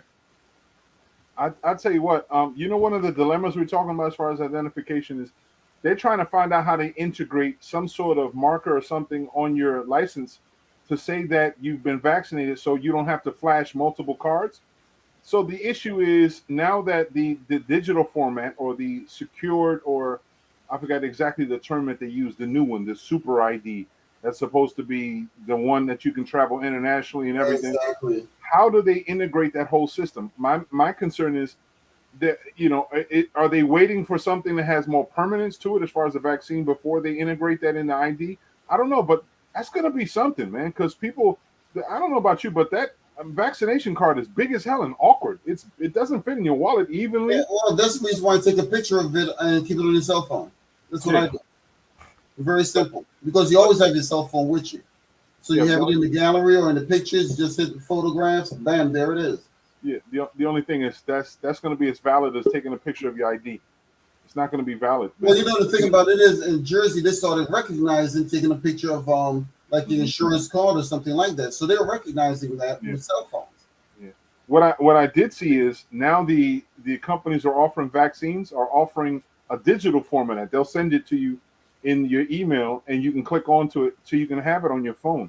And I'm like, okay, thank you. I think on the back of those cards, they should have like a freaking a QR code or something like that. It will take you straight into the website of the CDC or one of these guys, and you'll be able to a website, correct, and you'll be able to verify. Yep, I think it's coming soon, man. It will, because they're going to use the QR code, because the QR code was being used in Japan and some of these other places to determine if a person was vaccinated or not. They're going to use the same concept. Yeah. It just hasn't gotten over to the States yet. Right. The only thing about the QR code is QR code goes to a specific site. So you have to establish, so you have to establish like an independent, specific to the person's website, correct, a URL for that specific person. It can't give you like a general URL and then you click to find your identification. Well, like I said, it takes you to a website, but then you have to probably enter the social security number or something like that to give you a little more specificity. They don't want nobody hacking that system. And that's the thing. That's the question. To have that additional step, it may be an integration issue. So we don't know, but I can see it coming. Yeah, that train is already on the track. Just a matter of time when it's going to stop at the station. That and to go back to what you were saying, Adrian, anybody's ID that's on their phone, they took a picture of the ID, we don't accept that in casinos. Right. It's not an acceptable form of ID. Right. Yeah, obviously, it's not but the thing about it is, like it says, to carry around those cards on a regular basis or have it laminated, because that's what it seems like you're going to have, or have a miniature version of it. Something's going to have to happen, but that's a relatively big card. But here's the other discussion that's crazy. When people who are diabetics you have to take little swabs of blood. Mm-hmm. There's going to be a tracking system based on your blood type, where your identification will be readily available through your blood type. Having a droplet of blood, you can submit a droplet of blood to have a permanent ID set up, and they'll be able to track not only your health records, your medical records, inoculations, and all that stuff, but your identification and your criminal record all in one shot. For high level ID, because you have IDs and you have these things called blue label IDs. Blue label IDs are the ones that use in the Federal Trade Commission, FCC, SEC, identifying a person's worthiness, and you have to be double checked. It's like the how the DGE gets the 2-1 license, and you have the I forget the name of the license now. The biggest one. The shit. The one key that license is a key license. Exactly, the key license. It's the same concept of a key license for federal gaming. Not gaming, for trades. So the banking ones, the high levels, the blue seal ones. So even in military versions of it, they're putting into effect for people who have high level access, or like Shaq likes to say, G level, G5 level access to everything. So that's something to consider moving up forward, because that's going to be that type of identification that people are going to be looking into. Well, you also, if you consider the driver's license, you have the driver's license, which is already held with the DMV. Then it's just a matter of, adding, the COVID test results or whatever the case may be to that particular ID. And they might just even kick in your fingerprint, on that particular ID also. So once they actually scan your identification, they should be able to give you everything on that person right there. Because they're creating databases as we speak. The government is heavily working on this. Shit, they've always had it, man. It's of course. They don't like to lose track of anything. So, they work, especially with computers. I guess, again, it has to do with people's liberties. People feel that it impedes in their liberty by having full access to everything about you. Well, remember, freedom ain't free. Freedom comes with a price. Hell yeah. A lot of people have to remember that. Freedom isn't free. Yep, exactly. Just like them breakfast essentials that she's about to tear into. When you want to schedule like this young lady, you need it. What happened? I'm waiting for it. Like, I understand it's gonna bring it. It's gonna make. If you have nothing to hide, I think that's it's okay. But there's gonna be questionable situations. You see movies like that shit all the time, like integrated systems that double check not only your fingerprint, but checking your eye, retina scan.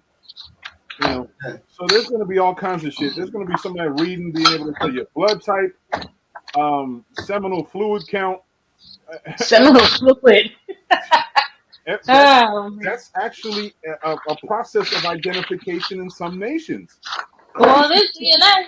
Crazy shit like that. I've heard of shit like that being used in South Africa to train their military. They had to have a certain level because it shows that their health or something. I was like, what the huh? The shit that you stumbled onto on TV and YouTube at 3 o'clock in the morning, They're going to integrate everything, just a matter of time. Everything is going to be integrated. Yep. Because remember that federal ID is what you were talking about earlier. So the federal ID has to comply with the state identification. But the state actually was given, a little pushback date as far as the federal ID is concerned. Because a lot of people talk about the compliance. So now with COVID, they're going to try to incorporate all of these things together. So it's just a matter of time. Right. Well, we'll see what it is. I know it's exciting to me because I'm a techie kind of guy. I like the whole concept of espionage and cameras everywhere and CCC cameras. But I'm also like concerned, like if they can see me scratch my ass in the middle of nowhere, they can see me do all kinds of stuff. Then I don't feel like, I have privacy. I'm like, not that I give a damn anyway. What's privacy? What's that? Exactly. Yeah. I'm with you on that, little Ro. No stuff. Yeah. And that's where your freedom isn't free because your freedom. Oh, you got a cell phone? Your privacy is done, baby. That's all. And as long as you step out into the general public, you're done. It's a wrap. Everywhere you go, it's a wrap. I just saw cameras on my house, on my place over here. So anybody that walks by, they're on camera. Speaking of, I got a ring. I saw something. Oh, you have a ring? Oh God. Actually, they just stealing packages off my porch. Porch pirates. That's what they're called. Yep, porch pirates. Yeah. There is a website. I'm gonna get it, but there's a website just recently. Somebody had leaked out on TikTok. They leaked out a URL that was established that links into a national grid of cameras all throughout the nation, where you can link into, and you at any time can see any camera throughout the nation. I think I know what you're talking about because I remember this company wanted me to sign this called Neighborhood. And it has all of these cameras. They're all linked in. It's so everything is tied in all over the freaking place. Ring is though. Yep. That's essentially what the Ring camera is. You can see any. No, you have that share. Right. You have the ability to see whatever anybody else has one. Right. Yeah. But Ring's attached to this one. What I found kind of crazy about that one is that it was showing like the cameras that are being used in ATMs, the cameras that are used in license plate identification equipment on police cars, cameras on body cams. It was linking all these different cameras from CCTVs to digital 4K and 8K. All these cameras are linked and using this one website. All I kept thinking was, oh shit, who has access to this thing? And you can imagine the kind of stalkers and people that are watching you. Because we all got some sort of camera in our homes, whether we like it or not. Cell phones, laptop, computers. With mine, I don't have to bother about paying a monthly fee with like Ring. But I could also share, with you or anyone else. I just send you a link and I can actually share the video and the footage from my camera to you. Yeah, of course. Of course. It's just a live camera setting. Yeah. Like there's somebody in Guam looking at Laurel dancing happy because she's eating some fruit or something, right now. She's just happy to be home, man. She's just happy to be home. Give her a little piece there, That's a good thing. It's a good thing. And she's eating good stuff, so I'm happy for you. I see the watermelon. You just had a piece of cantaloupe. That's good. Good. Enjoy. Buen provecho. There you go. Yeah. Yep. Pineapples. Very good. The big ass blueberry. Is it a blueberry or grape? Blueberry. That damn big? I'm scared to eat that. Where you get that shit from? That ain't no damn blueberry. That's just huge. That's a plum. It's a grape. It's a miniature plum. Damn. Yep. See that? Woo. That's some big stuff there. Well, Acme, I just left out of there. Genetically modified fruit. Enjoy it, though. Right? I'm scared to eat the blueberries. Yeah, enjoy it. Every time I would go shopping for blueberries, I'd look for wild blueberries. But wild blueberries are really, really small. They're condensed in flavor. Yeah, they're like huckleberries, not huckleberries. Yeah, they're called huckleberries. Lingonberries like that too. Look, Adrian's like, look, y'all talking fruit. I'll talk about something else. Yeah, I'm watching what's going on in my, There you go. I keep saying to myself, with me being on the show at this time of night, I know there's somebody outside looking in through my window, watching me do the show, and I'm like waving at them. If you ever once in a while you look at it this way, because the patio door, I got a big giant patio door in the community, you can see things. My wife's like, yo, you shouldn't want to cover things up. I'm like, nah. You can call me an exhibitionist because I ain't hiding shit. I don't need to hide anything. And it's probably a show. And me at nighttime with the cameras and all that stuff and lights, what you gonna show? Man, there's a lot of lights going over there, huh? Basically. Every once in a while, I'll get one of my neighbors text me or something. I can see you. Okay, I see you looking. Hi. Hi. I'll see you looking. Not a problem.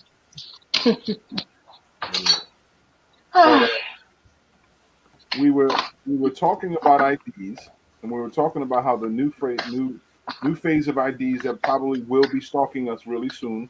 And one of the things that we were talking about in many shows, Adrian had mentioned now travel. There's so much restriction in travel that you're probably going to have to require you to be vaccinated and have identification for exactly. Yeah. They're mandating right now. Everybody's mandating straight across the board. Everyone. But did you hear everything? The president of United Airlines said we're not going to mandate anyone be vaccinated, but we're hoping by what we call it, faith or something. I forget exactly the phrase for lack of better terms.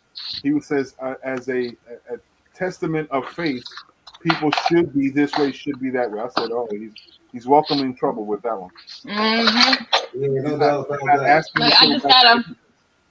I just got a text message earlier because I had the Pfizer 6 months ago that I'm eligible for a booster shot. Yeah, no thanks. No thank you. Oh, keep eating that fruit. At least that keeps you healthy. That's right. Yeah, I'm about to go get some healthy sleep. Yeah. You know what I wanted to ask you? The one person I know enjoys it. Have you entertained Restaurant Week yet? I did. Where'd you go? Because I Chart House, because I'm at Golden Nugget. So they allowed us to, and because of where I'm working, they allowed me to go in and check it out. Okay. I mean, for the $35.21 for the meal that I had, I can't beat it. Okay. You know. So you went to the Chart House? Okay. Chart House. Okay. You know. My mother calling, waiting to talk to my son. It's a shame. I remember I used to go to Chart House once or twice because Chart House is good for seafood. That's their thing, seafood. So they're not that bad. You know what I'm saying? It sort of like died down.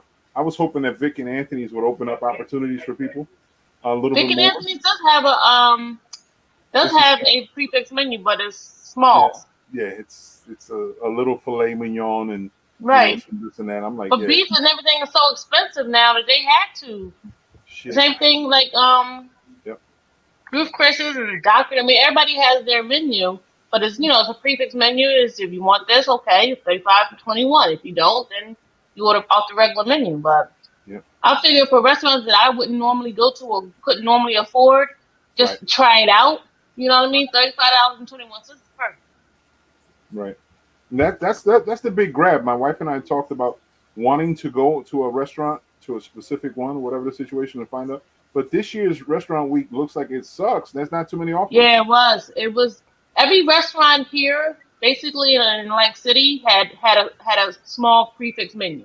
They offered you a beef, a chicken, a fish.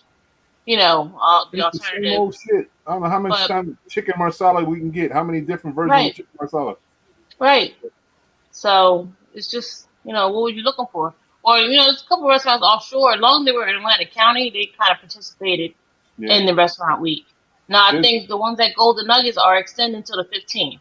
Okay, I can imagine it's a benefit for them to do that. So that's good. I think, like I said, there was only one that was piquing my interest. Is the place out there near not Mays Landing, going towards Egg Harbor. It's a small restaurant that it looked like it was a old shop or something. I think it's called J&J's or something like that. It's I think it's a soul food restaurant. Okay. I think it's called. It's like another place past on Mays Landing, spaghetti, whatever the place heading out. After you go undergo the bridge heading out to Mays Landing, on the right hand side. I see that the word famous pasta or something like that. We talked about that. I think last week. Was it a new spot? That's been there for a while. What's it called? I can't remember. I want to say J&J. No, exactly.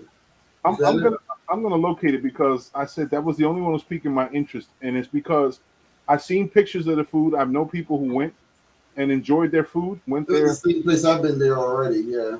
Yeah, you've been there. Okay, cool. Yeah, I've been there. Yeah. Well, what about the spot over there off where Wings to Go was? I think that's where it's located. Wings to Go. Wings to Go. What's that? Egg Harbor Township, next to the McDonald's. There's a jewelry store there. Pizza place. Yeah, I know where you at. Right there in that shopping center. Yeah. Like Frank's Jewelers on Tilton Road, right there. Okay, Wings to Go was Julius's. Used to have Mo's Chicken in Atlantic City. That was his spot. Yep, I know you're talking about. There's something else now. Yeah. It's called Seafood or something. Soul and Seafood. The place I'm talking about is Freddie J's Bar and Kitchen. Oh, Freddie J's. Yeah, that's right by Sugar Hill. Yeah, that's right at that junction with the light. I'm not totally certain as far as the location. I thought I rode by. Yeah, that's where it's at. Is it? Okay. It's right. Like if you're coming down 40, you got to kind of make the jump handle and go back towards Ocean Heights Avenue, Summers Point Road, Mays Landing, Summers Point Road, or whatever it's called. Okay. See, you're a very good navigator from the sticks, so you know how to get to those back areas and stuff like that. I'm an urban guy. But the dinner menu, I was like, look at it's you have bang bang shrimp, shrimp, and then you have caramelized Brussels sprouts, the entree, pan-seared salmon, or smoked ribs. That menu is better than some of these high-end restaurant menus. Hell yeah. Barbecue, glazed, smoked meatloaf served with cornbread sides. That's some good eating. Right? That's too bad I missed it. I'm like, but I've been saying I've been wanting to go to this place for a while anyway, man, because I heard the food was good. It's right off Route 40. You get to the light. When you make the junction, they either go by the marina or go straight to go by the courthouse. Mm-hmm. You make that left. You can't make the left there, so you got to come up. Go by the post office and the jail and all that. Go by the post office and the city public works building and everything is back there on Cape May Avenue. Cape May Avenue, I think it's called. Okay. You know what I hear? GPS. That's what I hear. If you go like by Sugar Hill and come back and go past there, it's on your right, I believe. Right. It's right at that junction. Right there. My husband, Dave's been there, but I haven't been there. Yeah. He's got menus here. Mom, I'm still on the show. They haven't been home. When they get home, they'll call you, okay? All right, Mom. my mom, she goes on an APB and calls everybody's phone until she get who she got to talk to. Anyway. Somebody will answer this phone. I don't know. Yeah. So this is the regular menu. Oh, see? I know who the hell to ask when it comes to grub.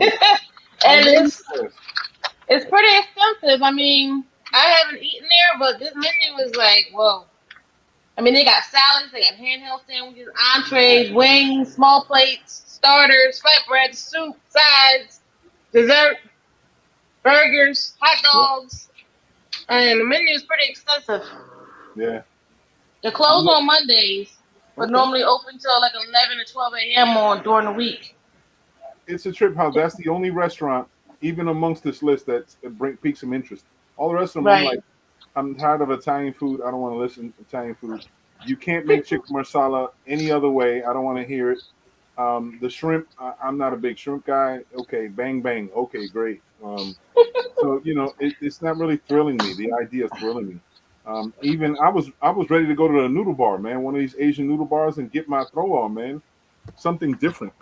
But I don't know. But my wife and I have been talking about going somewhere, and that's probably one of the places I'm going to encourage. Well, is the restaurant week over today? Today is the last day. So I guess we ain't going to restaurant week. No, not unless they extended it. Yeah. And that's another thing. Restaurant week, they make it the most oddest time, and they only try to do it and they'll do it from like Monday to Friday. Right. Or Sunday. Sunday to Friday, yeah. I'm like, you missed the Saturday. You missed the opportunity for people to go. I don't know. Anyway. Like Adrian's being humble and sitting to the side. Food. I'm not going to none of these places. I don't eat none of this shit. You know what I want, Adrian? I don't know if you ever been to a restaurant. It's an Ethiopian restaurant in Philadelphia. Have you ever eaten an Ethiopian restaurant? No, Haitian in Florida. Oh, Haitian in Florida. Okay, yeah, well, I've done that too.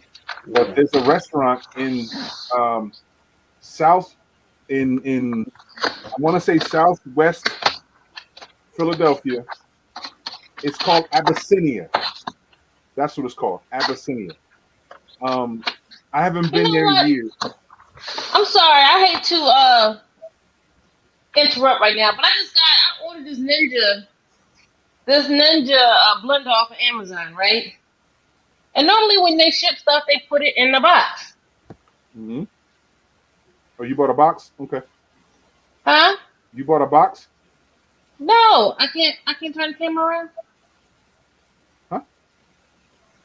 I can't turn the camera around with this. I don't know. Can you? I guess not.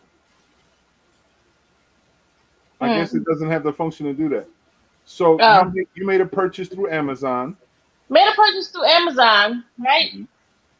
Mm-hmm. You see the shipping label. They just stuck it on the box. Oh, they didn't have a shipping box. They just on the How crazy is that? Box. Oh, that's tacky as hell. And that's risky as hell, too. How crazy is this? They were busy.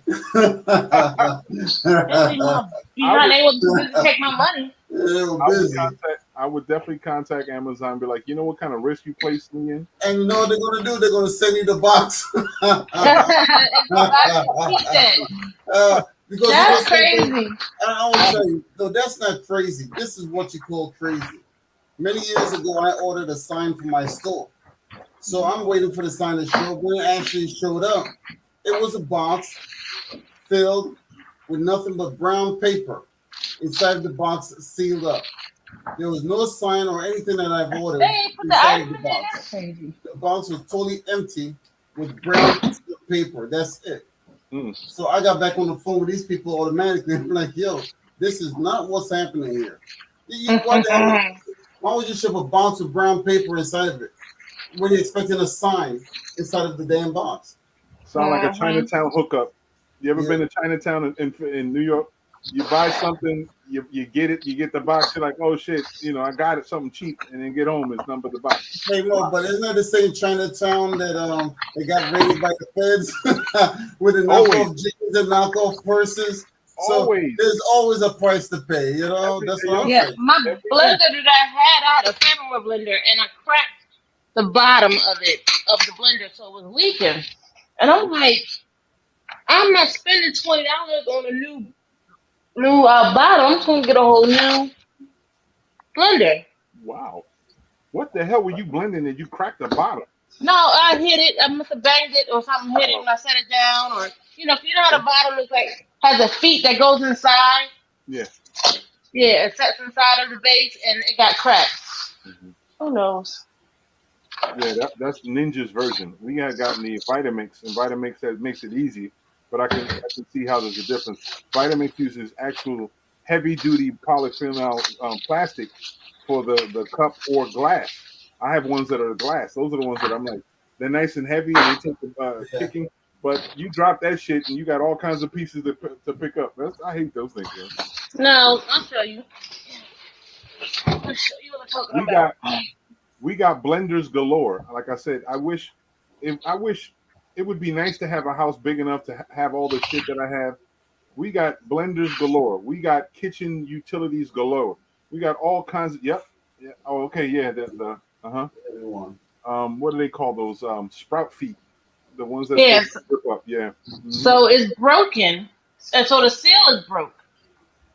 Oh yeah, that sucks. Yeah. I mean, it's a good blender. I had it for a good 6 years. I got it at Walmart. It's a Faberware.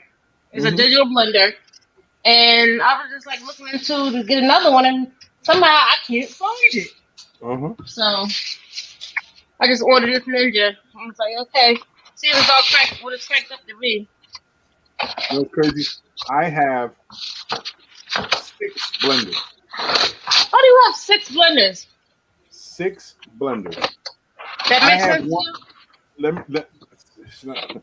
I have one that I bought specifically to crush ice when I've got my outside bar when I'm outside chilling outside, because it's powerful just enough ice. I only use it for ice. Have that. My wife saw something on TV. She had to get it. She got the NutriBullet. I had that. She liked the NutriBullet. She saw something else she thought was more convenient. She bought that other thing. I bought a Ninja because I was processing food like vegetables and stuff like that, making paste and so on and so forth. And I was trying to make it easy to, cook the stuff. So I bought the Ninja. Just recently, we got the Vitamix. So you got the Vitamix, you got the Ninja, you got the NutriBullet, you got the other ice one. I look in the closet. I forgot I had 2 other blenders sitting up there because we were making our own cosmetics products. So we were producing stuff like shea butters, skin lotions, shampoos, and stuff like that. I didn't get none of that. Yeah, so I have all the equipment for that stuff. So I was using blenders to mix all the stuff properly, all the weights and measures. So I forgot I had them too. Then I saw something just recently. I was like, oh shit, I've got hand blenders. I forgot that I had a couple of them when I'm cooking. I have ones that are heat sensitive hand blender, and another one that was a blend mixer when I was doing the protein drinks. So I got all kinds of blenders. I can blend all kinds of shit, break all kinds of ice, make soup, all kinds of shit. What I don't have is space to keep every damn thing. This one is supposed to blast, crush, and blend. So we're gonna see. Most time I put my frozen fruit in there and add my coconut milk and making my green drink. So I don't have time to be juicing everything like I would love to. But it's got a whole recipe book, so I'm assuming it makes hot food too. Yeah, just depends on the centrifugal force. If it spins long enough, it can heat up. But you just mentioned the juicer.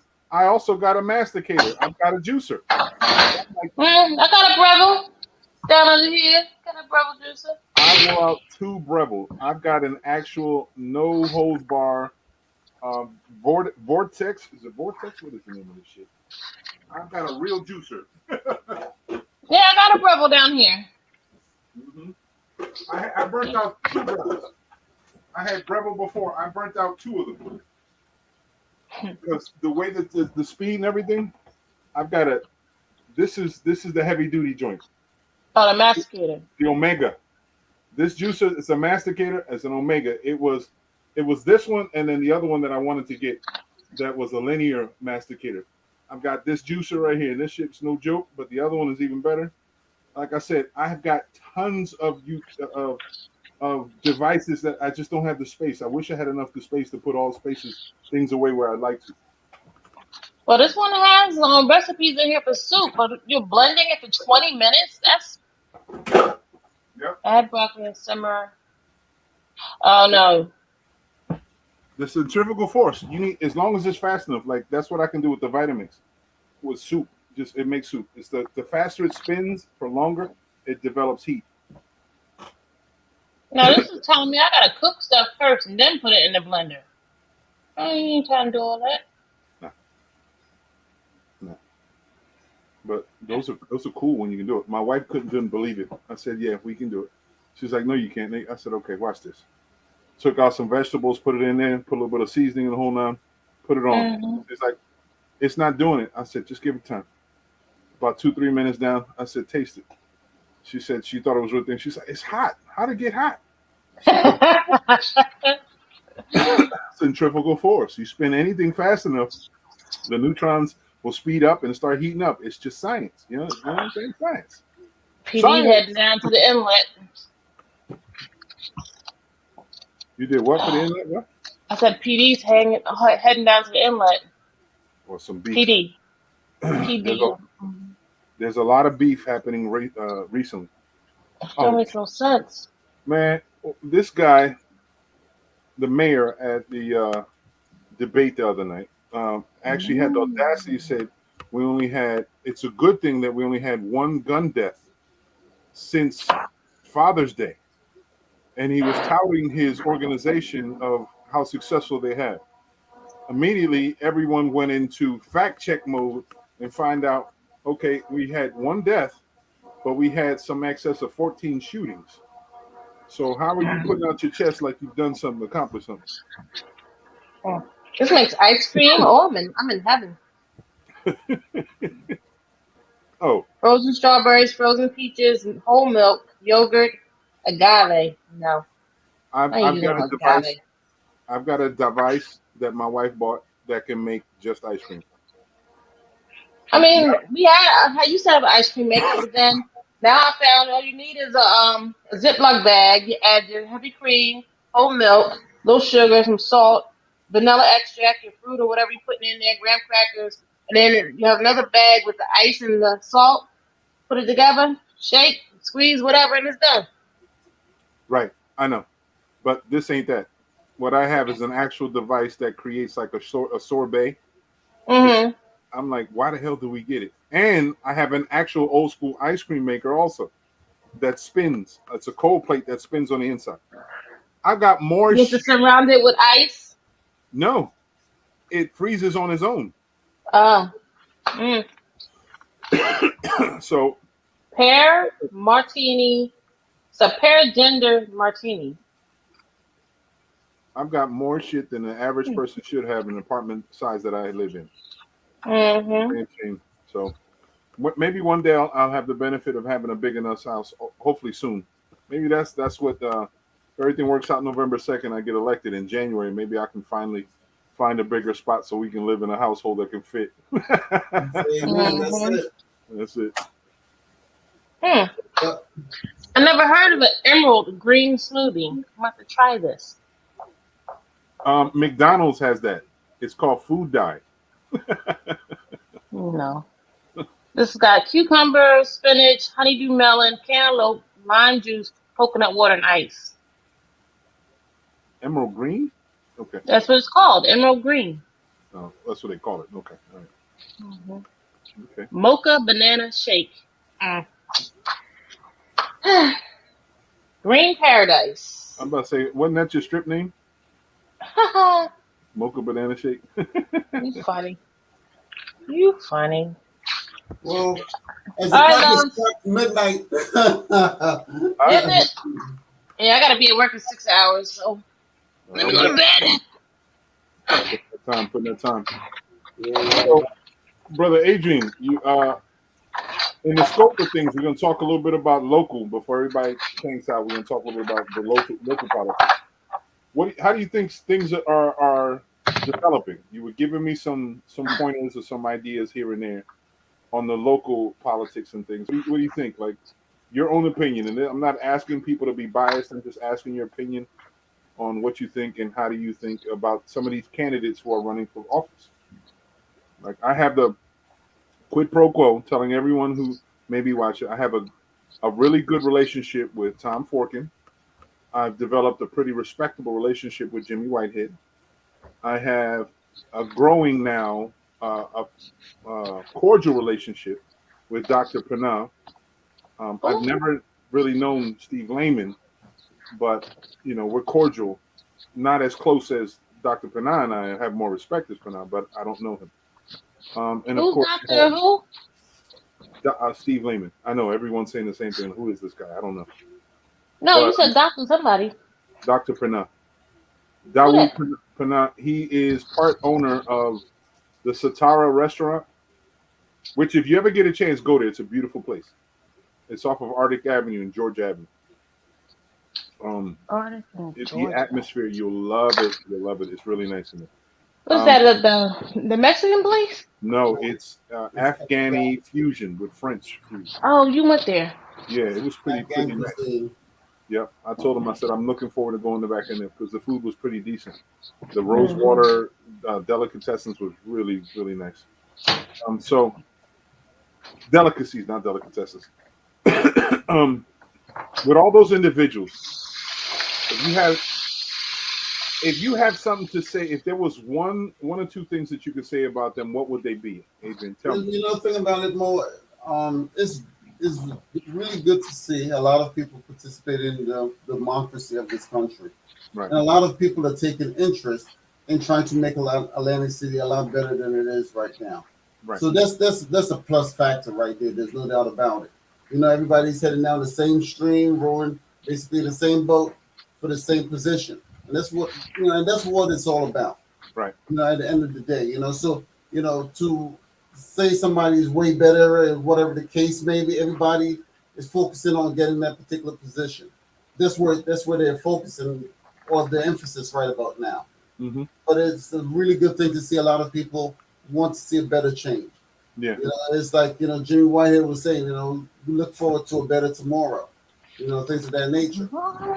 He keeps pushing a new day. It was funny. Yeah, a new day. That's what he was saying. A new day, exactly. I was sitting there laughing to myself because Marty's thing is it's a great day in the city, right? So Jimmy Whitehead started pushing it's a new day, and they're basically doing the same call and response stuff that you hear in church. And I'm like, people are listening. They can see how disingenuous this seems or this sounds because it's the same old copycat shit. I'm like, come on, man, you got to do better with that. So, yeah, they got to get. You see, that's the thing about it because a lot of their lines are not original. Oh, yeah. And that's what a lot of people look forward to is originality. Yeah. And that's what a lot of people, candidates, they're pretty much like, like copycat candidates. They're just following something that they've seen before and says just going to use the same punchline. Yep. Try to be original. Come up with something a little different. Because variety is the spice of life after all. Right. Call your grandma right now. Variety is the spice of life. It is. I was trying to explain to people. I said I've developed a pretty good camaraderie with these guys who are running for mayor. One is because it's a long-term thing. Like Tom Forkin, I know him. He was actually a teacher, and he taught my son. And I've known him for quite a lot of years now, so I know the type of person he is. He's funny. He's a bold guy who has great intention for the city. It's alignment. His alignment with some of the national politics is what probably takes him out of the whole picture. But I've developed a certain respect with Jimmy Whitehead because him and I had discussions here and there. And when he ran before for the same office, you know, I was questioning him like, "Where you at? Where you going?" So we've developed a relationship.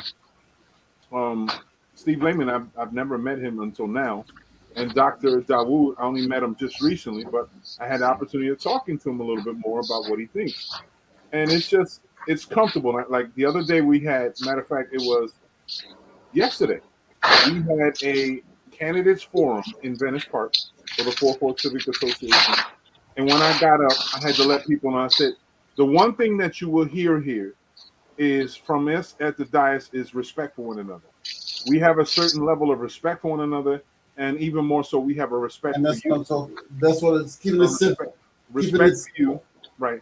So you're not going to hear us tear each other down. You're not going to hear us come at each other's throats this way. We have more respect for you, and you deserve better. So, and it was a refreshing air to some people, and some other people like, what? You're not going to come at each other?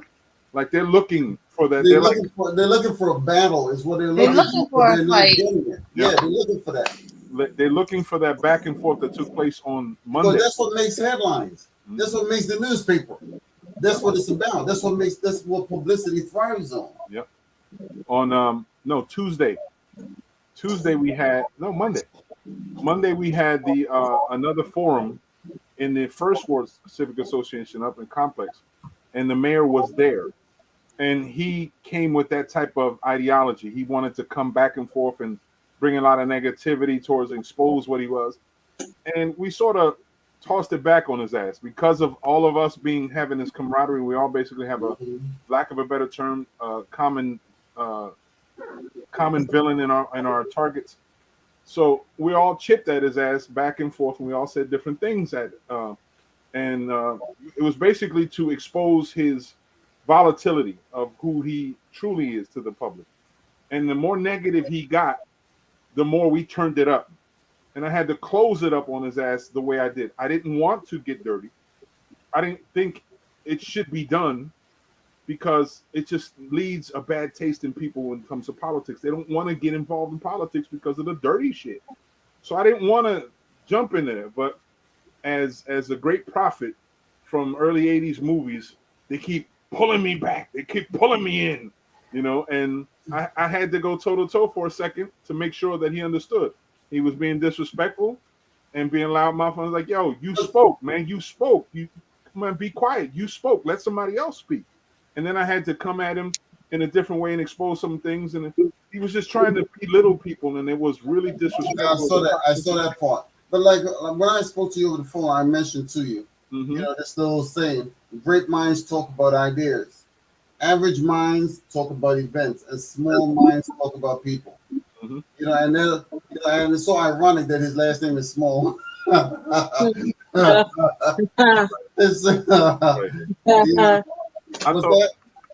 told my son, I said I was joking. I said, was that a real? No, she's just laughing in the background. She comes in out of the dark. Yep. I told my son, I said I should get a shirt that says "You're killing me, Smalls" from that what's that? Sandlot? The Sandlot. I get a shirt, do that, and I'll rock it to the next forum. You're killing me, Smalls. Yeah, exactly. You know, Small. He gonna try to sue you for slander or some crap. Oh well. Yeah, like I said, you know, small minds talk about people. And when he started going down the road, talking about each and every single one, let me tell you about this guy. Let me tell you about this guy. I'm like, you know, really, dude, you just ran out of material. That's what it tells me. You know what I'm saying? Now I'm sitting on the other side of the screen here. You ran out of material. So this is your way to try to do a little bit of grandstanding. Let me tell you about this guy. Forget about it. You know, the parade is already rolled on. You left behind. If you want to laugh, I'm gonna give you a perspective that you probably didn't pay attention to. I don't know, Adrian, you may have because you were watching at the time.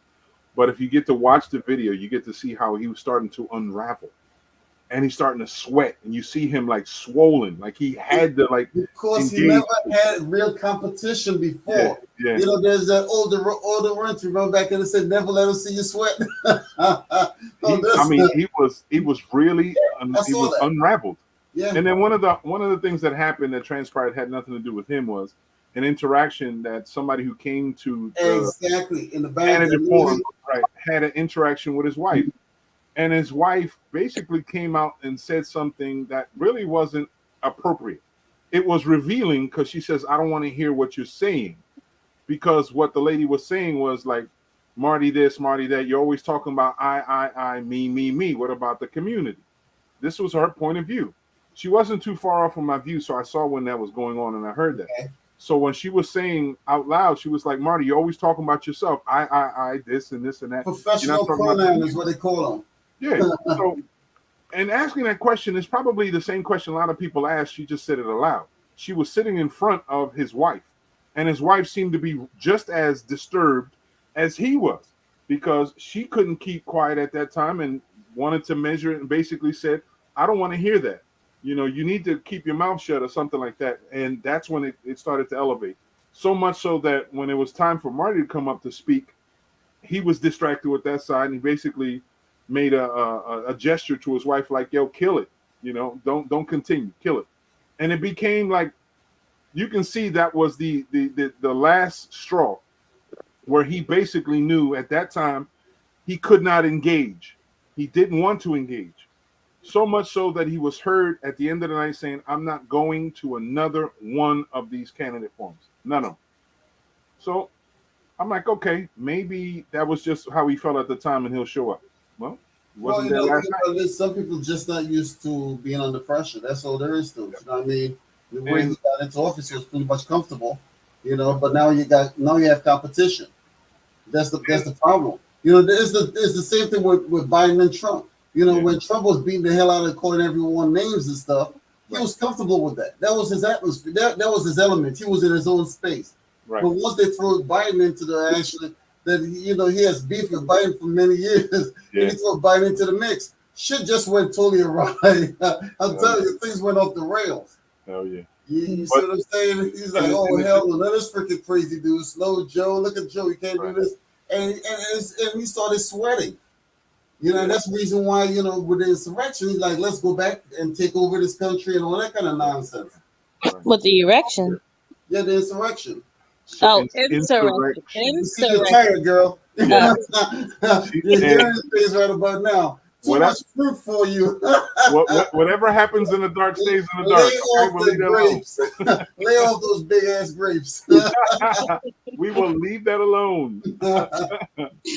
All right, guys. But I'm going to bed. I got to be at work at 6:40. So I love you guys. Enjoy your night. Sleep well. Rest well. See you next week, hopefully. Yep. Hope to see you soon. Okay. It's an insurrection, not surrection. Hey, you hear what you want to hear. I hear what I want to hear. Exactly. All about perception. Happy dreams. Exactly. Happy dreams. All right. Good night, y'all. No doubt. Take care, babe.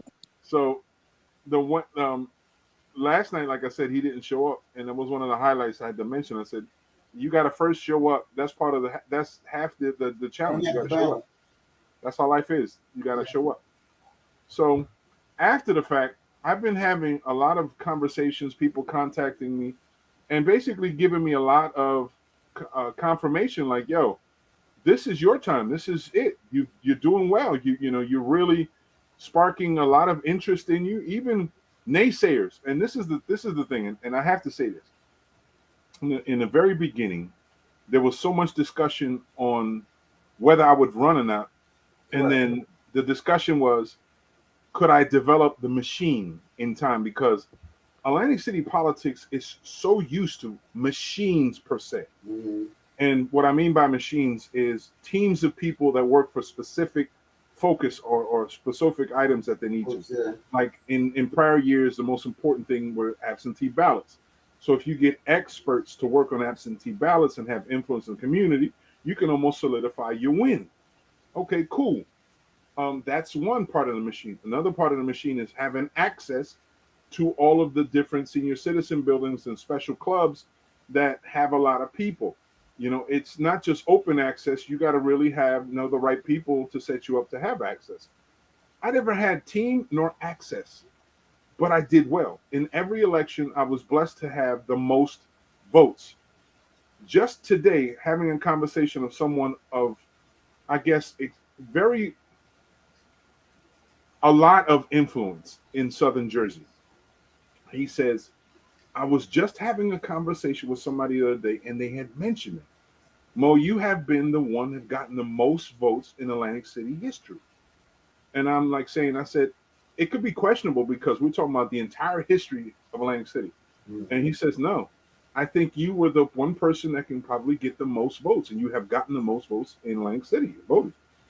And I told him, I said, that's one of the comforts that I know I have, because I didn't have to use a machine to get the respect of the people, because I've been amongst the people, the residents and communities and community centers and initiatives and holiday events and atrocities that may have happened, issues in safety. I'm out there in the streets and people see me and they know me. And because it's not political, it's personal to me, it's natural for me to do all the stuff that I've done. And I had basically said to him, I said, that's one of the elements that makes me different. I don't have to sell me to the general population. All I have to do is convince them that I'm going to get it done. They know I can do it, but just convince them that I'm going to get it done. Meaning, once I'm in office, that I'm going to be successful in being in that office and make them proud, not only of me, but help them to be proud of living in Atlantic City again. And that's a goal of mine. A lot of people are looking forward to, in this day and age, a lot of people are looking forward to results more so than anything else. Yep. Looking forward to results. When they have a problem at home or whatever the case may be, they know that they will be able to pick up the phone, make a phone call, or whatever the case may be, and get that problem solved. Yep. Because many times, a lot of the problems are not really, heavy problems that cannot be solved. It's just a matter of finding the correct solution. That's what it's all about. Yep. So, and like it says, you're in your space. This is your element. It's like, the arena. This is your arena right here. You could get, I'm not down on anyone else, but the bottom line is, right. You know that what's your forte. You know your specialty. You know your strengths and your weaknesses. And right. if you reach into your 50s and you don't even know your strengths and weaknesses by now, you got issues because you never really learned about yourself. Yep. So you have to really know what you're all about. Your strength and your weakness, and go after it. That's it. Be passionate enough. And that's what I've done. Everything, I like I tell a lot of people, I follow my dreams many times. I've been where I wanted to go, do what I wanted. And that's the beautiful thing, without even having to break the law to do so. Exactly. So a lot of people, are you comfortable? Yes, I'm definitely comfortable within my skin. My older sister and I, we came to the conclusion we don't have to prove a damn thing to anybody because we've proven a lot to ourselves already. That's confidence. That's a freedom that so many people could enjoy. They just choose not to. Yeah. And my family will say the same thing. We're comfortable within ourselves. On the 11th of the month, I have to go up to Lodi, New Jersey. I believe it's Garfield, New Jersey. Okay. Because Ellen is flying in from Vegas, and for the Boston Referee Hall of Fame, so I want to attend the banquet up there. So my family's flying in from Vegas. It's on a Thursday. So is he getting doctored? Yeah. He's getting placed in the Hall of Fame? Yeah. Oh, snap. That's good for Alan. Good for him, brother. My brother, my sister flying in, and, same thing. So I'll be heading up to North Jersey for that event. So like it says, we've proven a lot. What you see on my wall behind me, I work my ass off for many of these things. When these people come into my office and stuff, they're like, damn, I didn't know that you've done all this. Yeah, this is only part of it. I have more in storage. You know what I'm saying? But I don't have anything to prove. That's when you know that you're good in your space and you're good at what you do. Right. You follow your passion and you get a damn job done. Right. Last night, a question came about. They said real quick, and we only had a minute to answer. Talk about your civic engagement so people can understand what you do outside of in the office if you had the chance. And the minute they said that, I had 1,000,001 ideas come up. Yes, you did. Because of the different things I've done throughout the years. This is almost 12 years. It'll be 12 years. It is the 12th year, basically, in office. And when I got a chance to, I went on Facebook and was able to look at all the different pictures, and I made a collection. There's still about 100 or so pictures off of Facebook that I haven't tapped into, but it reminded me, and it also encouraged me. No other public official in a position has done more with, for, and in the community than I have ever. No other public official, elected official in Atlantic City. I don't know about anywhere else. I can't talk anywhere else. Atlantic City history. No one has worked on unity festivals. Nobody has worked on food banks. No one has distributed food. Never worked in schools as being going to the job shadowing or the mentoring programs. No one's worked in anti-violence programs. No one worked in after-school programs. No one's worked with mediating between people in stressful issues. No one's ever worked in a crisis management situation like the Sandy did, like I did.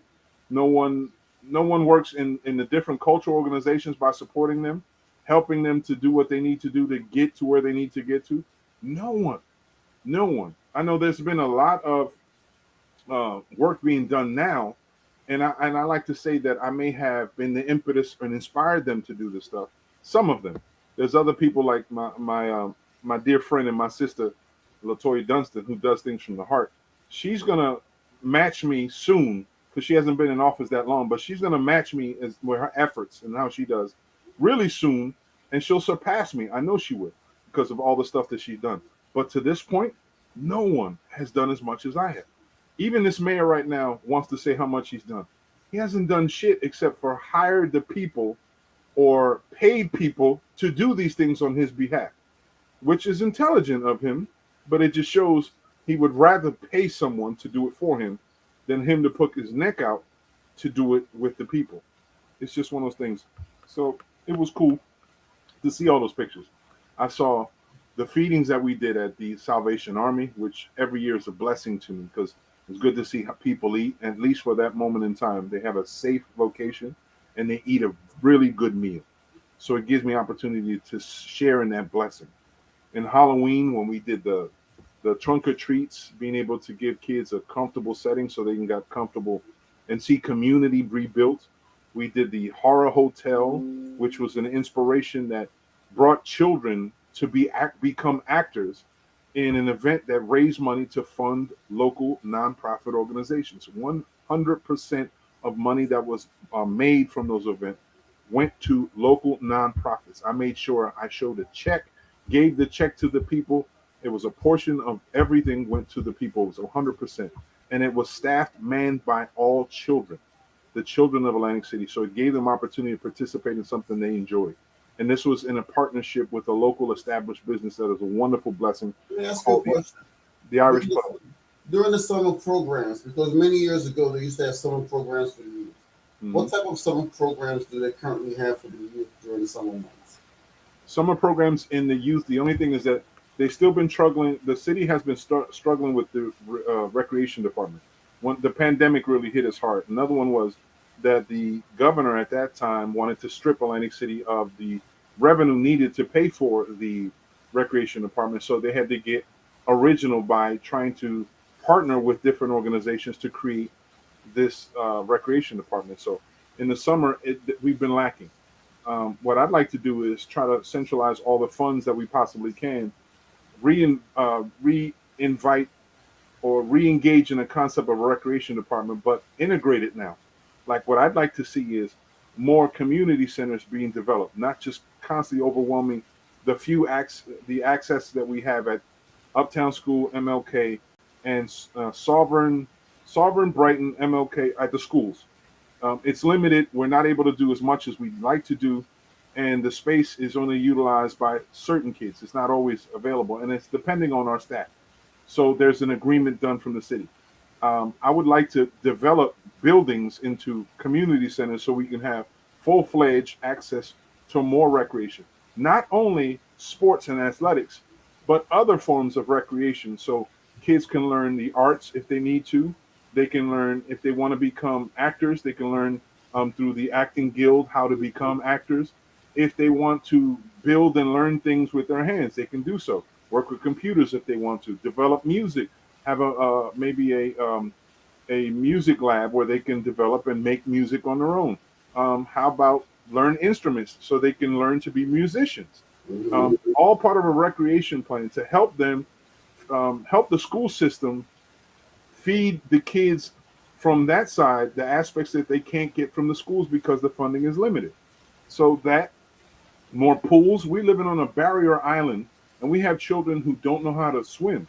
I said this before. I learned this. I was really blessed with this information that I never knew before until a previous council person from many years ago, Ms. Nance, Norel Nance, had shared with me how Mayor Ushery was the reason why we have a recreational swimming program because children were dying in the back bays who could not swim.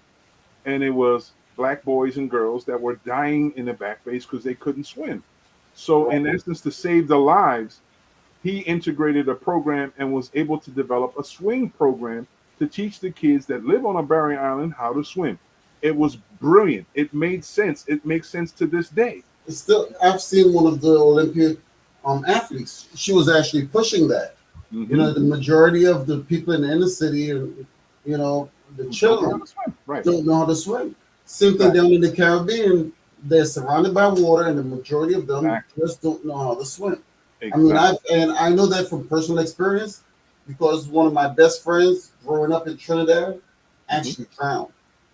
So I know that from personal experience. Yeah, and we've seen people have to be saved from the currents on the beaches, and the beach is probably not a place where not everyone wants to go swim in the ocean. You know, they don't have to feel comfortable. I think you need to start with the pools before you hit the ocean because the ocean is where you're looking at the currents. Exactly. So we have an antiquated system at Uptown School and then at MLK that have old pools, and they're not necessarily up to par even at the high school. Plus politics get involved. So why not develop community centers that also have Olympic-sized pool, Olympic-sized track on the inside, and have it available for all people of Atlantic City. And at the end of the day, it might end up producing some Olympic athletes. Guaranteed. It would actually lead to that because a lot of these kids start off with a fundamental. I mean, look at the majority of black people, track and field. Yep. Look how many of them are actually winning so many gold medals and bringing it back to the city because this is where they got started. Exactly. So if we have an integrated system, like say in Japan doesn't have a lot of space-wise. So instead of going out, it's learned how to develop up. So they have these integrated systems where you have turf fields built on top of the buildings.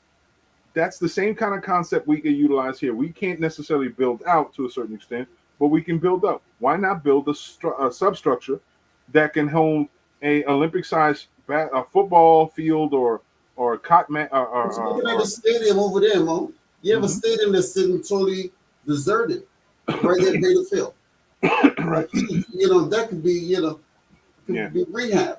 Well, with that one, I'd actually like to really draw up some plans on how we can promote that to developers and try to parcel it out to make more sense for the city, and have more advantages, more opportunities, maybe a larger amphitheater, so mid-level concerts can happen. Concerts and shows could happen in Lake City, and people can enjoy it. Easy. They come down the expressway, they actually hit that exit, bam, they're right there, Beta Field. Same thing. Instead of going into the middle of the city, and they're trying to get the hell out. Yep. Build an access road from the expressway onto Beta Field because we need another access road for people when evacuations take place. Plus, on heavy, densely populated days where so many people here and the traffic is congesting to help alleviate that. So. But there's so much potential there. But at the same time, look at Florida. They have a lot of roads. We know that. But when there's a hurricane or evacuation, they actually take all of those roads and turn it in the opposite direction. Heading out. Everything going one way out. Yep. Nobody's coming in. Everything is going outwards. Yeah. Which we have that same instance. It's just that our roads are not built big enough. And we only have one access roads. Like Down Beach, Longport, Ventnor, they have access on two roads. Ventnor themselves lack having access. They have to utilize our roads off of Wellington Avenue for them to be able to leave. Brigantine has no access roads, so it has to go through our roads to get out. So it eliminates the opportunity for them to go on their own. So we have been prioritized to be the last ones to leave off the island during any kind of torrential issues or catastrophic weather. So why not increase the density? Why not elevate the type of roads so it can be wider, it can be more managed and safer during any kind of high dense time frames, and modernized with lighting, because it's also helpful for safety and also marketing. It's more easier and likening to the eye when everything's well lit. So it's all a process when it comes to that. But if we can develop recreation centers, at least 3 in the city, centrally located in hardly dense sections, where you can have recreation athletics, including some of the athletics that have not gotten a chance. Soccer is developed and really doing pretty well, but why not having some space for them? Now you see cricket, which is a great concept. Cricket is something that's played all over the world. Why not give it its space that's designated with it, integrate it with some of the other spaces so more people can enjoy it? You know, musicians have some of the artists that we know exist here in Atlantic City be instructors in teaching these kids how to play instruments. It'll be an element that can help, because when we have parades, they can participate in the parades as musicians. And then if we have artists that develop, you know, the beautiful the promenade that you see in parades and costumes and stuff like that, we teach the kids how they can do them stuff. They can show off their traits and the things that they've learned at these parades here in Atlantic City. Yeah, it's a win-win, but it's an investment that needs to be made. And I think but that's an investment require money. And but the money, when you invest it, it comes back, you know, 10 or 12 folds. That's the bottom line. You have to put in order to get back. You don't if you don't put in, you don't get back. That's common knowledge. Yeah, the ROI, the return on investment. I think the return on investment are vast, because not only will it be essentially helping kids, it would help eliminate crime, because it gives people more of an access to get some of the things that they normally can't get. It helps to boost the property values in the communities and so on and so forth. It eliminates crime and the appearance of crime. So you have visitors and tourism that would like to come into the city a little bit more. And it can also be a draw, a touristic draw, or people who visit for sports. You know, if you have a swim meet with some highly honored and awarded people swimming at the swim meet here in Atlantic City, and you have spectators that are maybe 100, maybe 1,000 coming to see this thing, then they're coming here into our city to come see this wonderful event.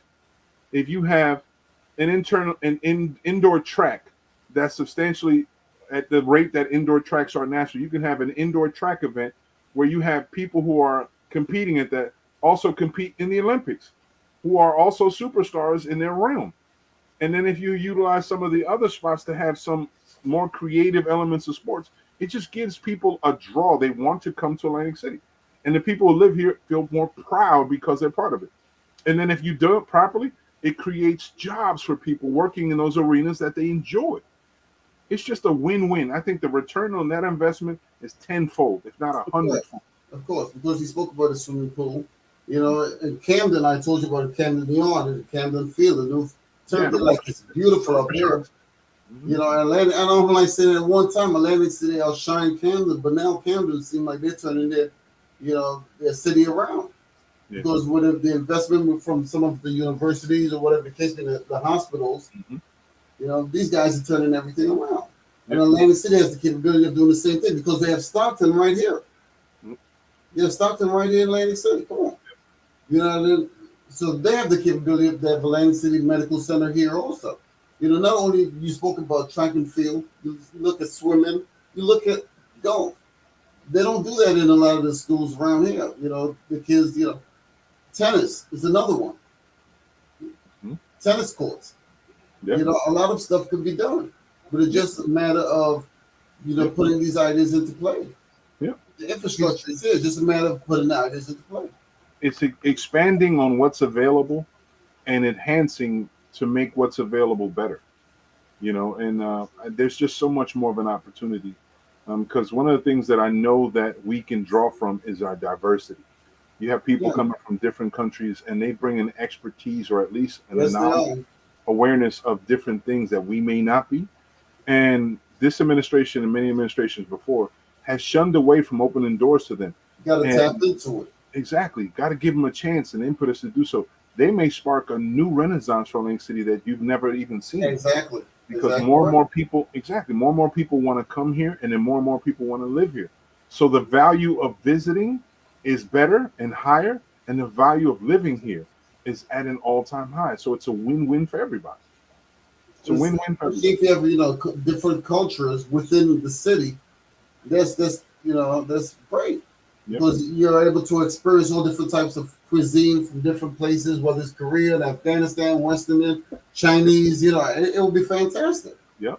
And if we give everybody a chance to really accentuate and celebrate their origins here in Lake City, it gives us exposure, and more people would be a lot more open to one another. You won't see the clashing, you won't see the opposition that we have for one another. You don't see that bitterness because we don't know each other as much. We learn more.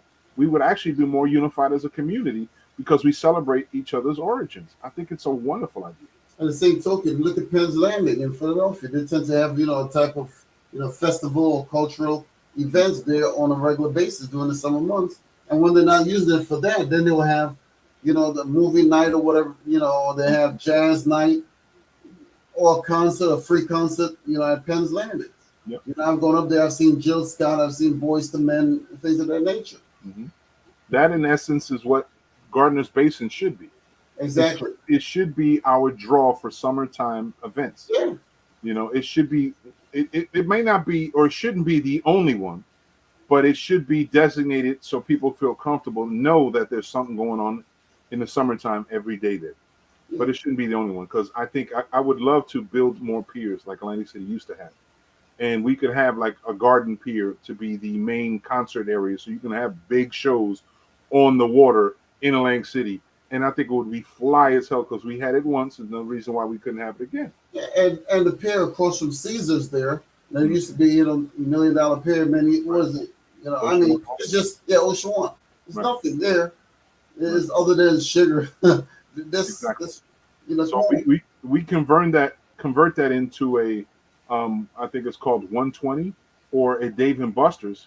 That would be a huge draw on the boardwalk, because people would come in like crazy, enjoy themselves, and then would trickle onto the boardwalk because they want to continue having it. But then on the other end, you're going to have the guy that actually owns showboats probably going to be like, hey, look, I don't want that there because it might run competition with my other place down here. Oh well, this is America. Everybody gets a chance to do so. Exactly. But you're going to have the spoilers is what I'm saying. Yep. Yeah. And there's always going to be naysayers, because Atlantic City has always been the haven of opposition and secret conniving shit. Like, they get in the way. We've had plans that were offered to come to Atlantic City and met all requirements, but, all the opposition came about and a lot of stir came about. And we can't do this because it's going to hurt my property. Borgata was known for being the one impetus that everybody was getting in the way, because they're going to stop their flow. And resorts, that person who was running resorts at one point in time was screaming and yelling how Borgata was getting all these hookups and they weren't. You're making it lean on one side, it should be this way and that way, which it wasn't true. It's just that they were screaming. They were always screaming for more and more and more, not willing to give more and more and more, but what they were getting from the city more and more and more. And you saw the lawsuits going in about the taxes that they pay. You see how they basically raped the city. And there's so many things. An understatement. Exactly. I mean, we've had a roller coaster that was supposed to be here called the Polar Coaster. That was a vertical roller coaster that went up and came down. It was supposed to come on, met all the requirements and everything, had its own funding. Who got in the way? Casinos. Boom. Other development. There was supposed to be a hotel in here, something close to what the Nickelodeon is, a youth-based, family-based hotel that had all the bells and whistles that Nickelodeon has in the whole nine. Who gets in the way? The casino industry. They don't want that in there because they want to make sure it's adult friendly, adult only, that type of stuff. And I'm like, that's where you're lacking. When you're not including the family, you're not targeting children, then you're lacking the additional funding that is available, because families spend money. You might have one or two individuals that are independently wealthy. They'll come down. They don't eat a whole lot because they're constantly gaming. That's fine. But imagine if you have your entire hotel filled with families. They're going to spend money at restaurants. They're going to spend money in the shows. They're going to spend money. Your parents are going to spend money on the casinos. There's going to be so much money being spent all the way around, not just in one location, that it makes sense. And a full hotel will always attract people to want to come there because it's full. Well, my friend from California came over here, paid us a visit many years ago, and he says, it's amazing how Atlantic City should be doing It should be like the emerald of the entire East Coast because there's so much resources here on this island, but it's just that they just don't know how to handle it. They don't know how to actually make all of these things work for them. Yeah. They have the ocean, they have the bay, they have the boardwalk, you have Garner's Basin, you have all of these different places. Yep. And they still can't make it work for them. It's ridiculous. And it's a shame. My wife and I stumbled onto like a treasure trove of different videos of what Atlantic City used to be.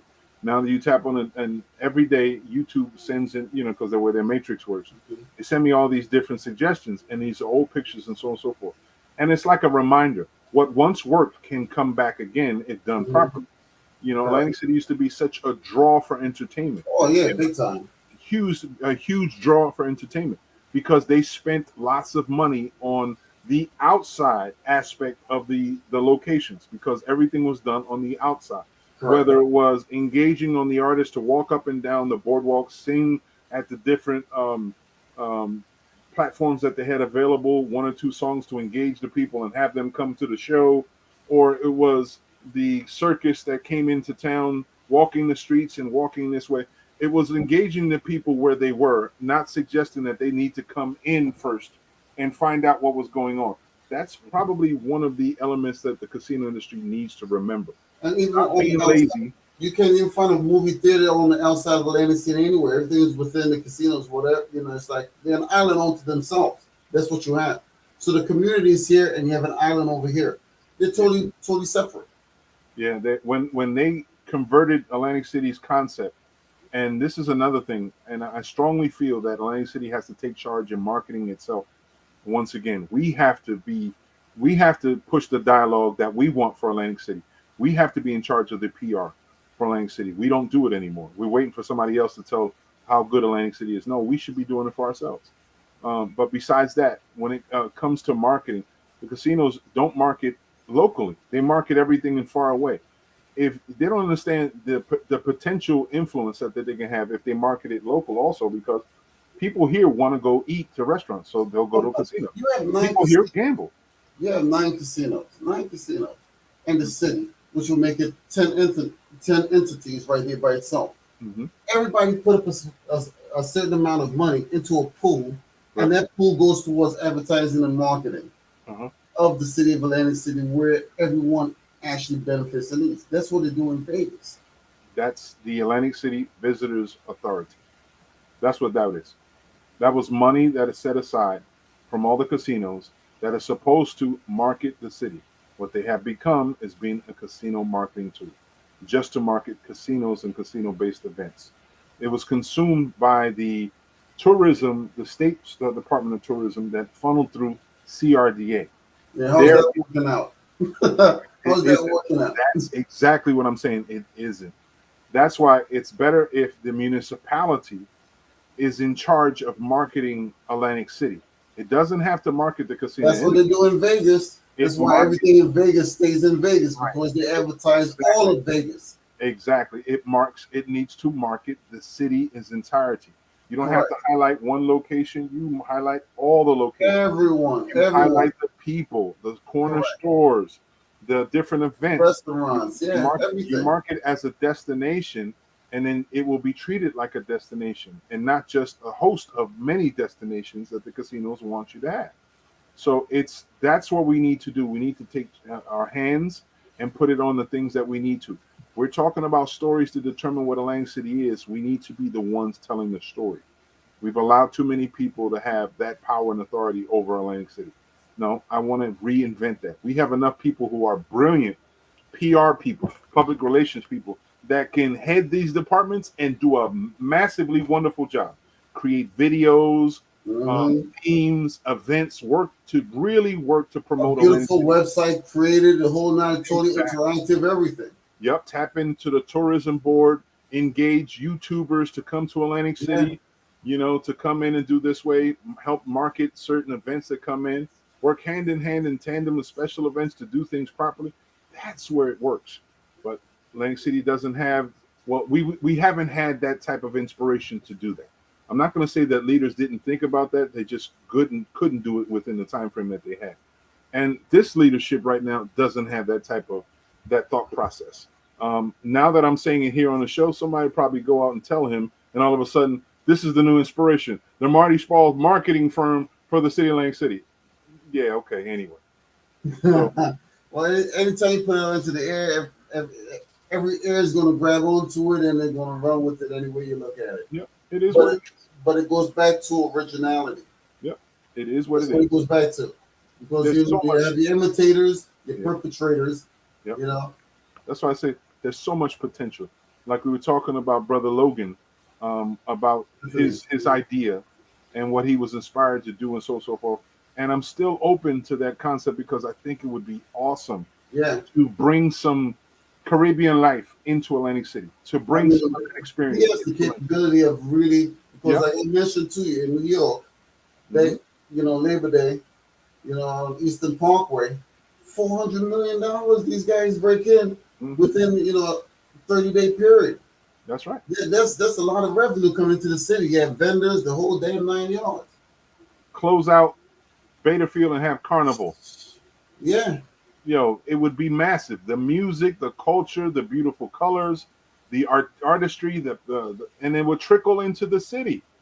You would have small vendors here, but it would trickle into the city. The nightlife would be thriving. The casinos, the hotels would be packed. I'm surprised even the showboat. When you have the carnival and the costumes and stuff, it goes hand in hand with, because remember, New Orleans and stuff get their concept and their ideas just like the mummers from the Caribbean. Right. That's where they get their ideas for the costumes. Right. From Trinidad, when these guys go down there for Trinidad, for carnival, and in Brazil, they come back with the ideas and like, okay, this is going to be the mummers, on New Year's Day. That's where they get their ideas from. Right. So if you can incorporate that type of culture, man, it's going to be huge. I'm serious. That's why I said if there's a way we can integrate this whole system, I think it'd be awesome. But there's so much potential. We talk about potential here in our home all the time, but we know potential scares people. You know what I mean? It really scares people. People are afraid of change. Yeah. Everybody wants the same dish every single time around, but they don't want people afraid of change.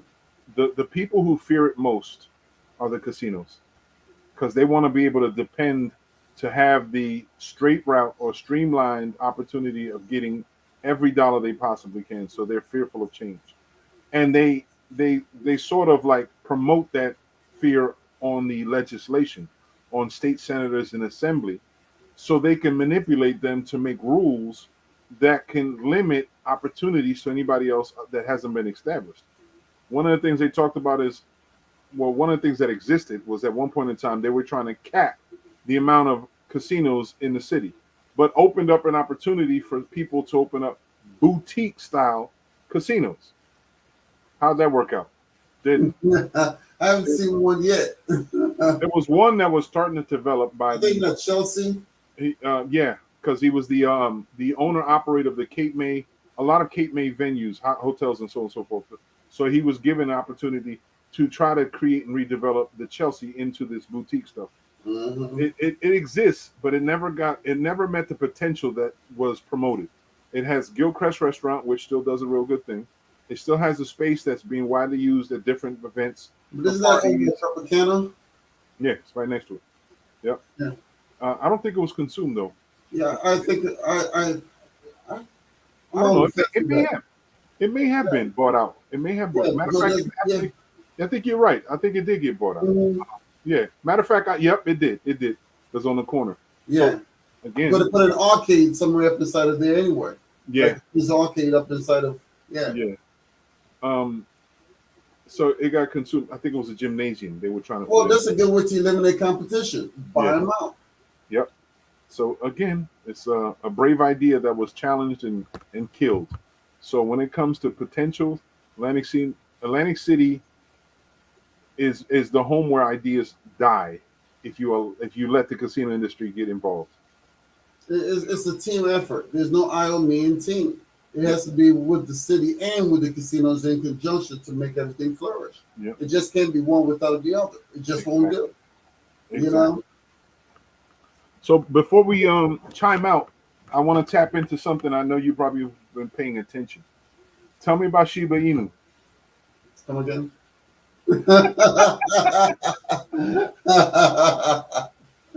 cryptocurrency Shiba.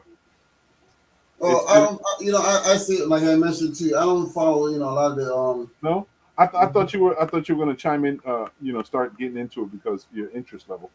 not particularly. Oh, okay. Yeah, because a lot of people, with the cryptocurrency, I see bits and pieces here and there. When I mentioned to a lot of people are like, Bitcoin this, Bitcoin that. Bitcoin is pretty much like, dead and gone. You know what I'm saying? It barely has a pulse. Basically, It barely has a pulse. The only entity that seems to have some sort of life beyond life is Ethereum. That's crazy, because they've opened up to NFTs and other forms of trading. But Shiba Inu, for anybody who's not paying, people who may not be aware, the Shiba coin, Shiba Inu, was created by an Asian person, apparently using the acronym or the name of a anime character. It's a anonymous person that created a crypto coin, and it started becoming trading. And then recently, there was a picture on Instagram by Elon Musk of a dog. It was a Shiba Inu, and a Shiba Inu is a Japanese fighting dog. Small dog, looks like a German Shepherd per se with short, tight hair, but they're very dominant. It's a very popular dog in the Orient, especially in Japan.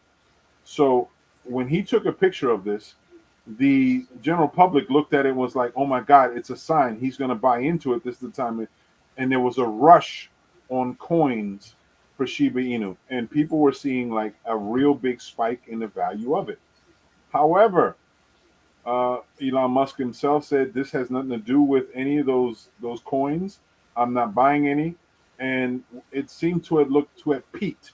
Some of the folks that we have as family members who come on the show, like brother Mark Rassman, bought into it high. My nephew bought into it high, in the whole nine, and they're seeing a gain. However, like Dogecoin and like Bitcoin before them, they've now just seen a peak and they look like they're about to do a dive. So these are things that we have to consider as you're looking and you're constantly contemplating cryptocurrency. You have to be active in paying attention. When you're out there looking at the different companies to buy coins here and there, know that there's a risk. And if you got it, I would probably tell you get rid of it, dump it, buy sells, and then you'll keep the profits because you might be losing all kinds of value of it no time soon. At one time, I think it was a couple thousand. You get a couple thousand Shiba Inu coins per US dollar or something, and the value shot up. So it's now almost like for every dollar, it might be a couple, like 20 or 30 Shiba Inu. Like the value of it went up, but it's almost to a point now where it's peaked, and there's a potential of it dropping. So if you're into cryptocurrency, you know what you're doing. Whatever it is, just be safe about it. Stop looking at Elon Musk as your impetus of whether you can spend money or not. He loves the attention, and he's nothing but a fool. He did it last time when he was talking about. Remember how Dogecoin got involved in this? Was KB? I think it was KB Toys. Oh no, EB. I think it was the electric, the GameStop. It was GameStop. Yeah, right, GameStop. That whole question about whether there was value in GameStop and Reddit and all the people. A lot of these things can be manipulated, and that's the thing about it. That's So you're putting your money out there. Just remember, Yep. Even on the stock market, when you buy into stocks, it's nothing but gambling. Yep. That's what it really boils down to, and a lot of these things can be manipulated, and I've seen it happen. And so, me, myself, and I, we had a little talk with ourselves, and we're not going to go into that route. Yep. So at times you end up chasing your tail. Yep. And that's a concern to have. But as I said, I wanted to make sure we touched base on a little bit because it's a popular topic amongst people nowadays because it's thrilling. Cryptocurrency is thrilling, and then I still believe that there's a future in cryptocurrency. I don't know to what degree, but this is not going to be like the Simi Valley to the world today. You know how at one time Simi Valley was like the location for all Tech startups, internet startups. Mm-hmm. People were making that take over burst also. Mark Cuban spoke about that. Exactly. A lot of people got their ass handed to them on a silver platter. Oh, big too. And the super wealthy individuals are looking If you come with these different cryptocurrencies, you know, a lot of the governments going to want to control it. Just like China. China says we're getting rid of Bitcoin. We don't want no damn Bitcoin over here. We're going to come with our own form of currency. And that crashed big time. That's a damn thing. And you're going to see the same thing here again, because then you have to look at, you know, the exchange factors. You know, from one country to another, it's going to be a trip. It's going to be a trip. Yep.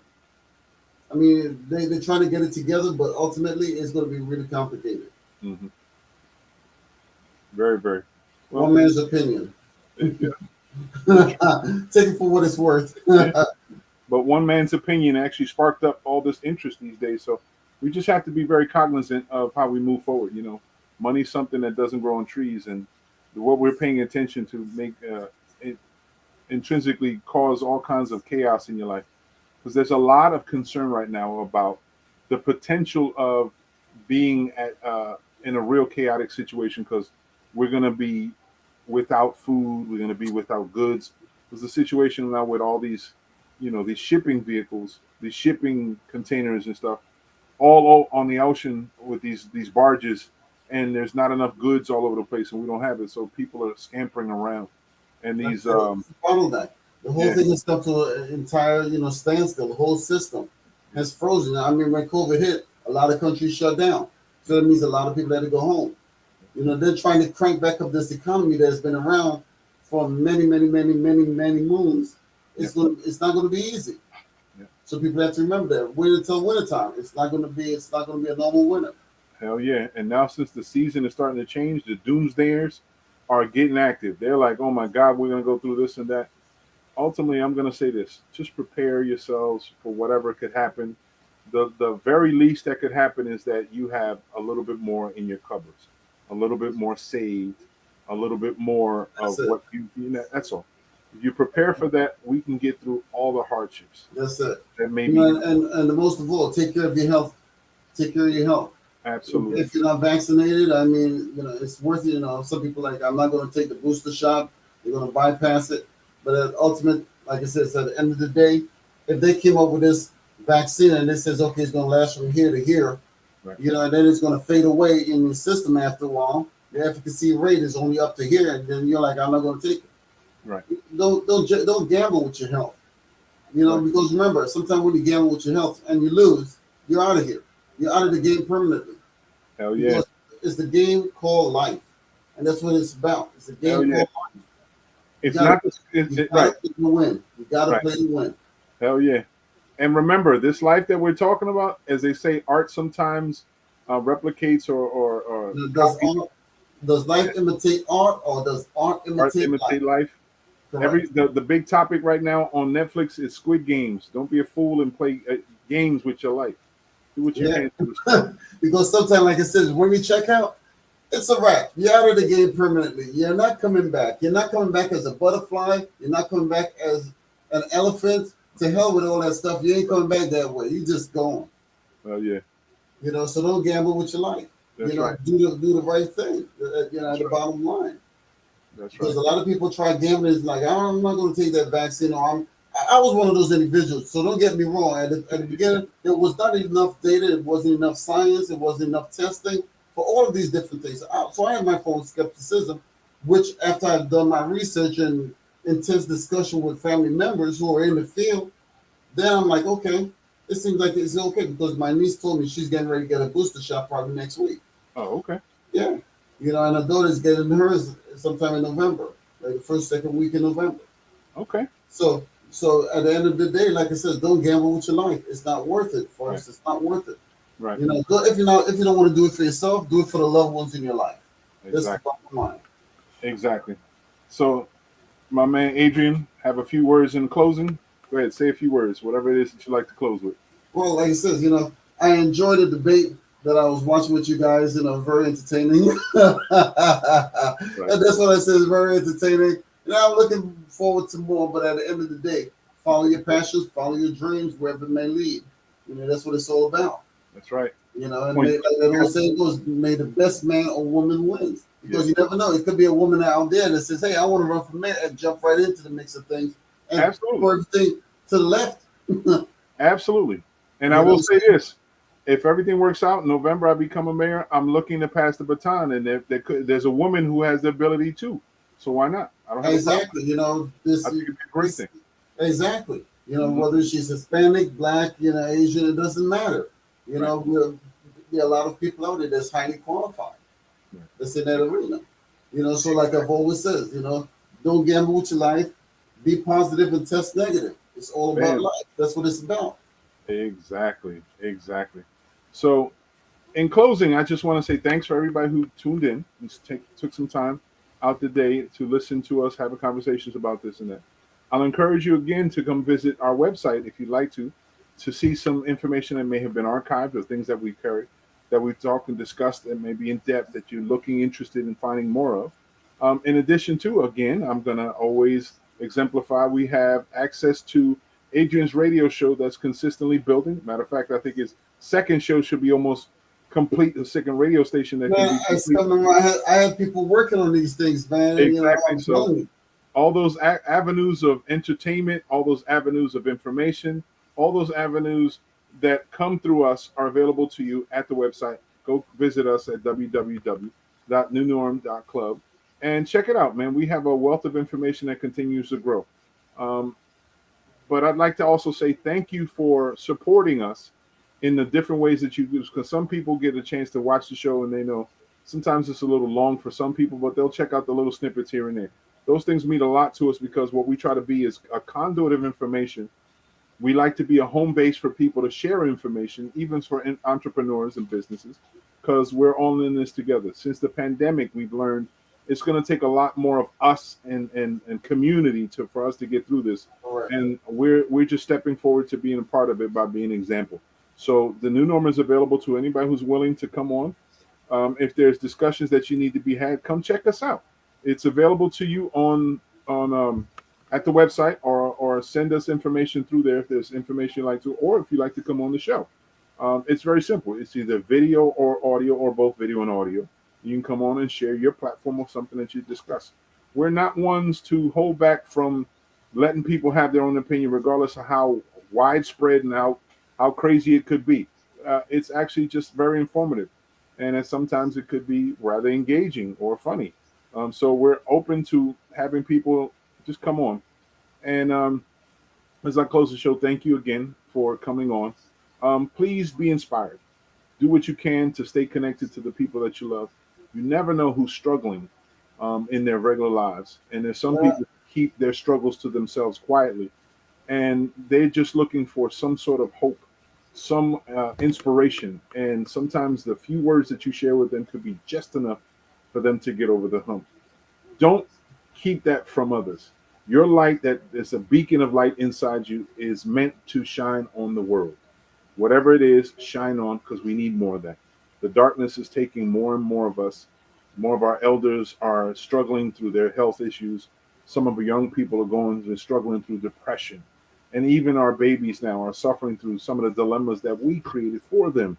So whatever we can to be a solution, some sort of temporary break from what the normal stress is, it could be the smallest inclination of joy that you can inspire. It's in your hands. You should save it with other people. You should share it with others, because the more we share with one another, the more complete we will be as a community worldwide. So as my brother said, please be positive and test negative. Yeah, and, exactly. It's all about life, man. It's all about life. Yep. And I hope to see. Will never get fed. Exactly. I hope to see everybody next week here on the show.